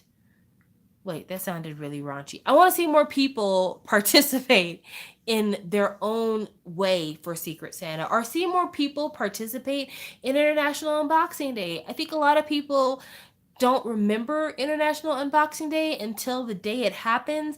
And then by then, they're like, okay, well, I'll do it next year. And they forget all about it. And then next year comes and they don't do it. But I mean, International Unboxing Day was started because of Tina Davidson, because that's actually her birthday, December the 5th. And I thought it was a cool thing for us to do kind of as a community. Not saying that like everybody has to do what I say, but a cool thing for us to do as a community, because we deserve a day. Just like there's like all these K-pop Selka days, there should be a day for K-pop unboxers to kind of celebrate themselves and their fandom. And I thought this could be a thing, because out of everyone who does unboxings, she is probably the most consistent over time. Her collection is probably one of the most varied collections. You know, and she's a person on YouTube that I trust. I don't feel like she has an agenda with her collection. She likes what she likes and she buys what she buys. Um, but yeah, I have just really wanted to see more participation in it, because it's a really cool thing for us to have if we can make it work. I think it's a way to get people involved in the community that haven't been. And I don't know. I just, like I said, I think that we deserve a day to celebrate ourselves as collectors, and, you know, embracing what it is that we do for fun. Do you think you'll ever do an updated K-pop shelf tour? Uh, if I ever organize my shelves again, I will. Right now, I've got a mess going on. I've got two bookshelves filled with K-pop. Well, I shouldn't say that. That's a lie. I've got one bookshelf crammed with K-pop, and then I've got another bookshelf that is halfway full of K-pop, and then I've got a chair full of K-pop. So if I was to put everything on the shelves where they just weren't like stacked on top of each other, I'd probably have two full bookshelves of K-pop. And one of those bookshelves would be more than half just shiny stuff, because like I collect so much shiny, it's unbelievable. But finding time to organize it has been an issue for me, because I just feel like lately I don't have any extra time, which is why I haven't been hitting these K-pop tags the way I'm supposed to, because I just haven't had time. I haven't had time to film, to come up with the songs for the playlist. I definitely don't have any time for editing. Like just no time. Tomorrow's Halloween. I'm not going to get my K-pop Halloween tag done in time because I just don't have any time, and it sucks. But yeah, I don't think I'll be able to do a shelf tour. In fact, I have been meaning to do an updated Shiny Collection video for a long time, like a really long time, but I haven't done it because the idea of pulling everything out and getting it organized and then filming it, it just, even thinking about it makes me want to take a deep breath, because it's just going to be so much. And I'm just not in the mood right now. I'm not in the mood. Even though I think probably over the Christmas holiday, even though I'll be working that whole time because I'm a grown up and I don't get holidays, I'll probably do a shiny collection then, because we'll have at least one extra day off of work because we won't work on Christmas. So we either get like the Friday before Christmas or the Monday after Christmas if it's on the weekend, or like the day after or the day before. We get one of the two off. So hopefully that'll be what happens, and I'll have a little extra time that I can finally film some stuff. But yeah, I don't think that I'll be able to do another shelf tour anytime soon until I rearrange my shelves, because it's a mess over there. It's embarrassing how it looks. I got so much crap. Ugh, leave it alone.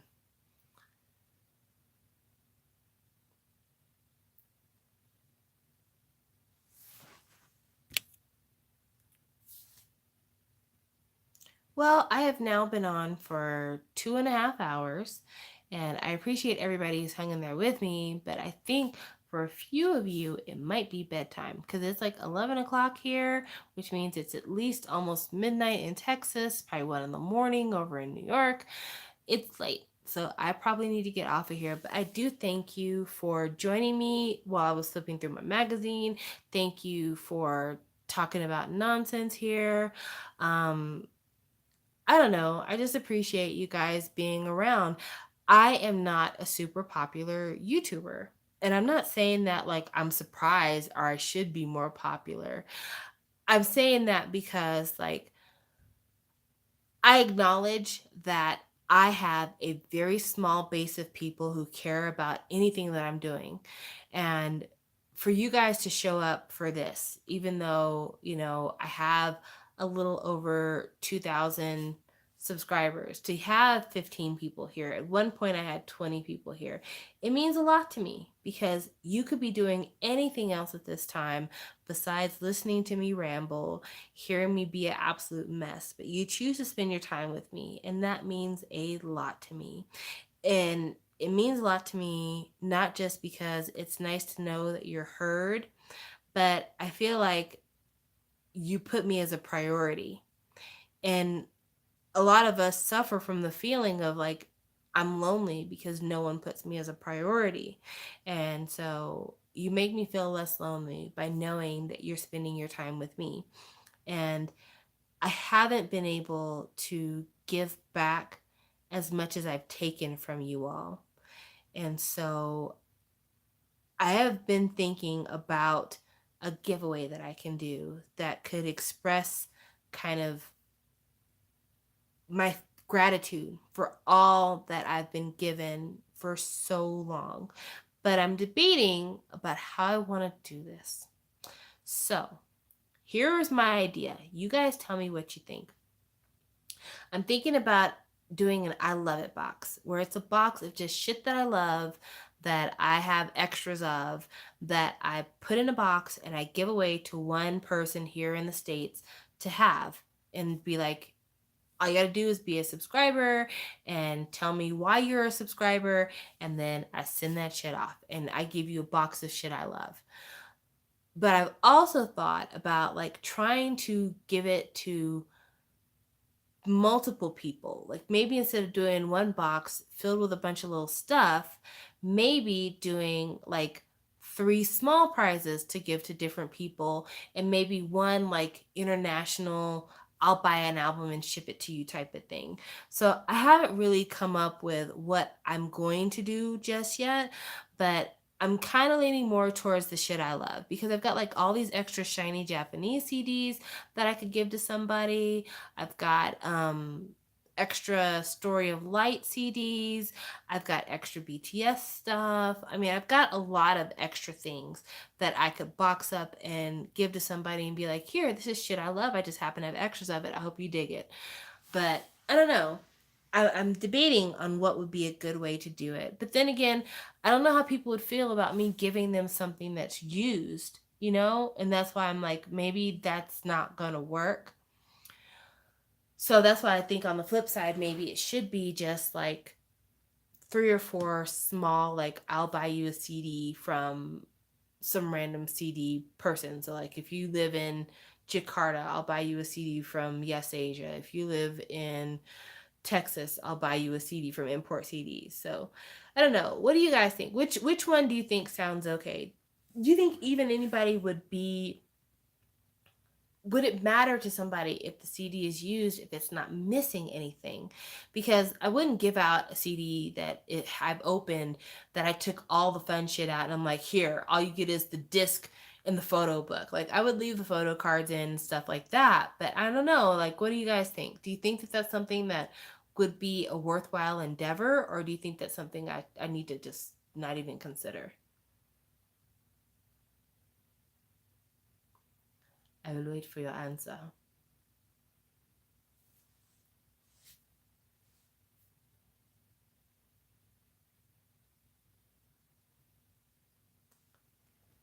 While I'm waiting for your answer, I also want to say that Kingdom Come is Red Velvet's best song. Even after Bad Boy, it's still their best.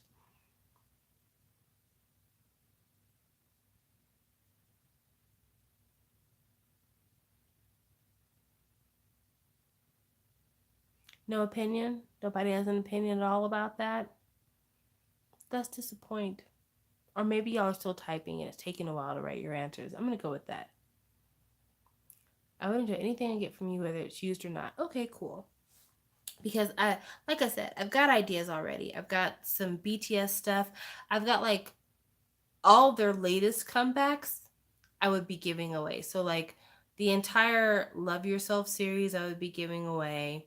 I would be giving away the entire Story of Light series except for the epilogue. I'm trying to think what else. I've got some Japanese shiny that I would put in there because I have a bunch of extras of that. Um, I think I have a little bit of Japanese Girls' Generation, maybe. I'm not sure. I'm looking. I've got some Chinese EXO, like good early EXO instead of like some of the later EXO, which I really couldn't vibe with. I've got some things. I've got some things. And so that's why I'm saying like I could definitely make a box out of it. I'm just not sure if that, like I said, with it being used, I don't know if somebody would be like, no, this shit's not cool. I don't like it. So we'll see what happens. We'll see what happens. But I want to put you guys on about it because me telling you gives me kind of the temperature of how people feel about this, whether or not it's something that's worth doing or not. And I might just like buy one CD, brand new, plastic still on it, and slip that in there and be like, hey, it's not all you stuff. There is a new thing in here. But yeah, I think that might be it. Oh, you know what? And I might also put in one of the items I got when I went to go see BTS in concert because I have this towel that I bought from the merch line that I know I'm never going to use. I could put that in there too. It's not used. Like I have opened the plastic to show the size, but I've never done anything else with it. Like after I unfolded it on camera, I folded it right back up, put it in the plastic. So that might be something too that I put in there. So, it's coalescing for sure. And then I have an extra army bomb, extra version 3 army bomb. I might throw that in there. Like I have some things I can put in there for sure. So that that's sounding more like that's what I should do. But I do want to make sure that I give it to somebody who is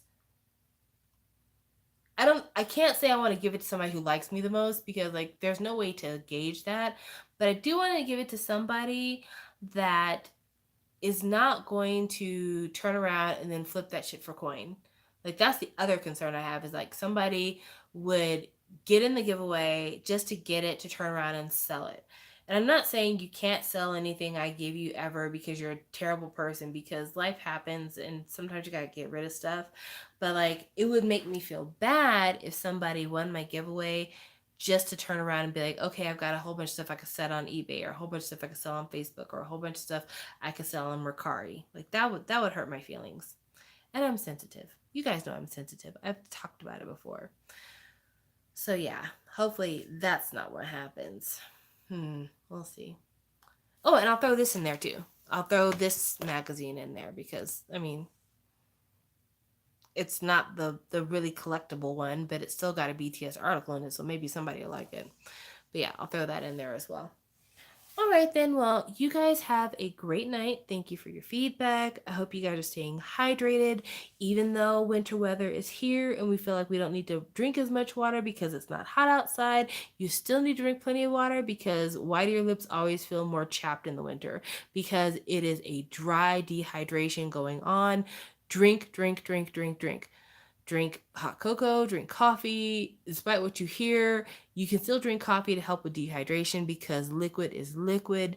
But yes, stay hydrated this winter. It is so easy to become dehydrated and you don't even feel it until it's severe.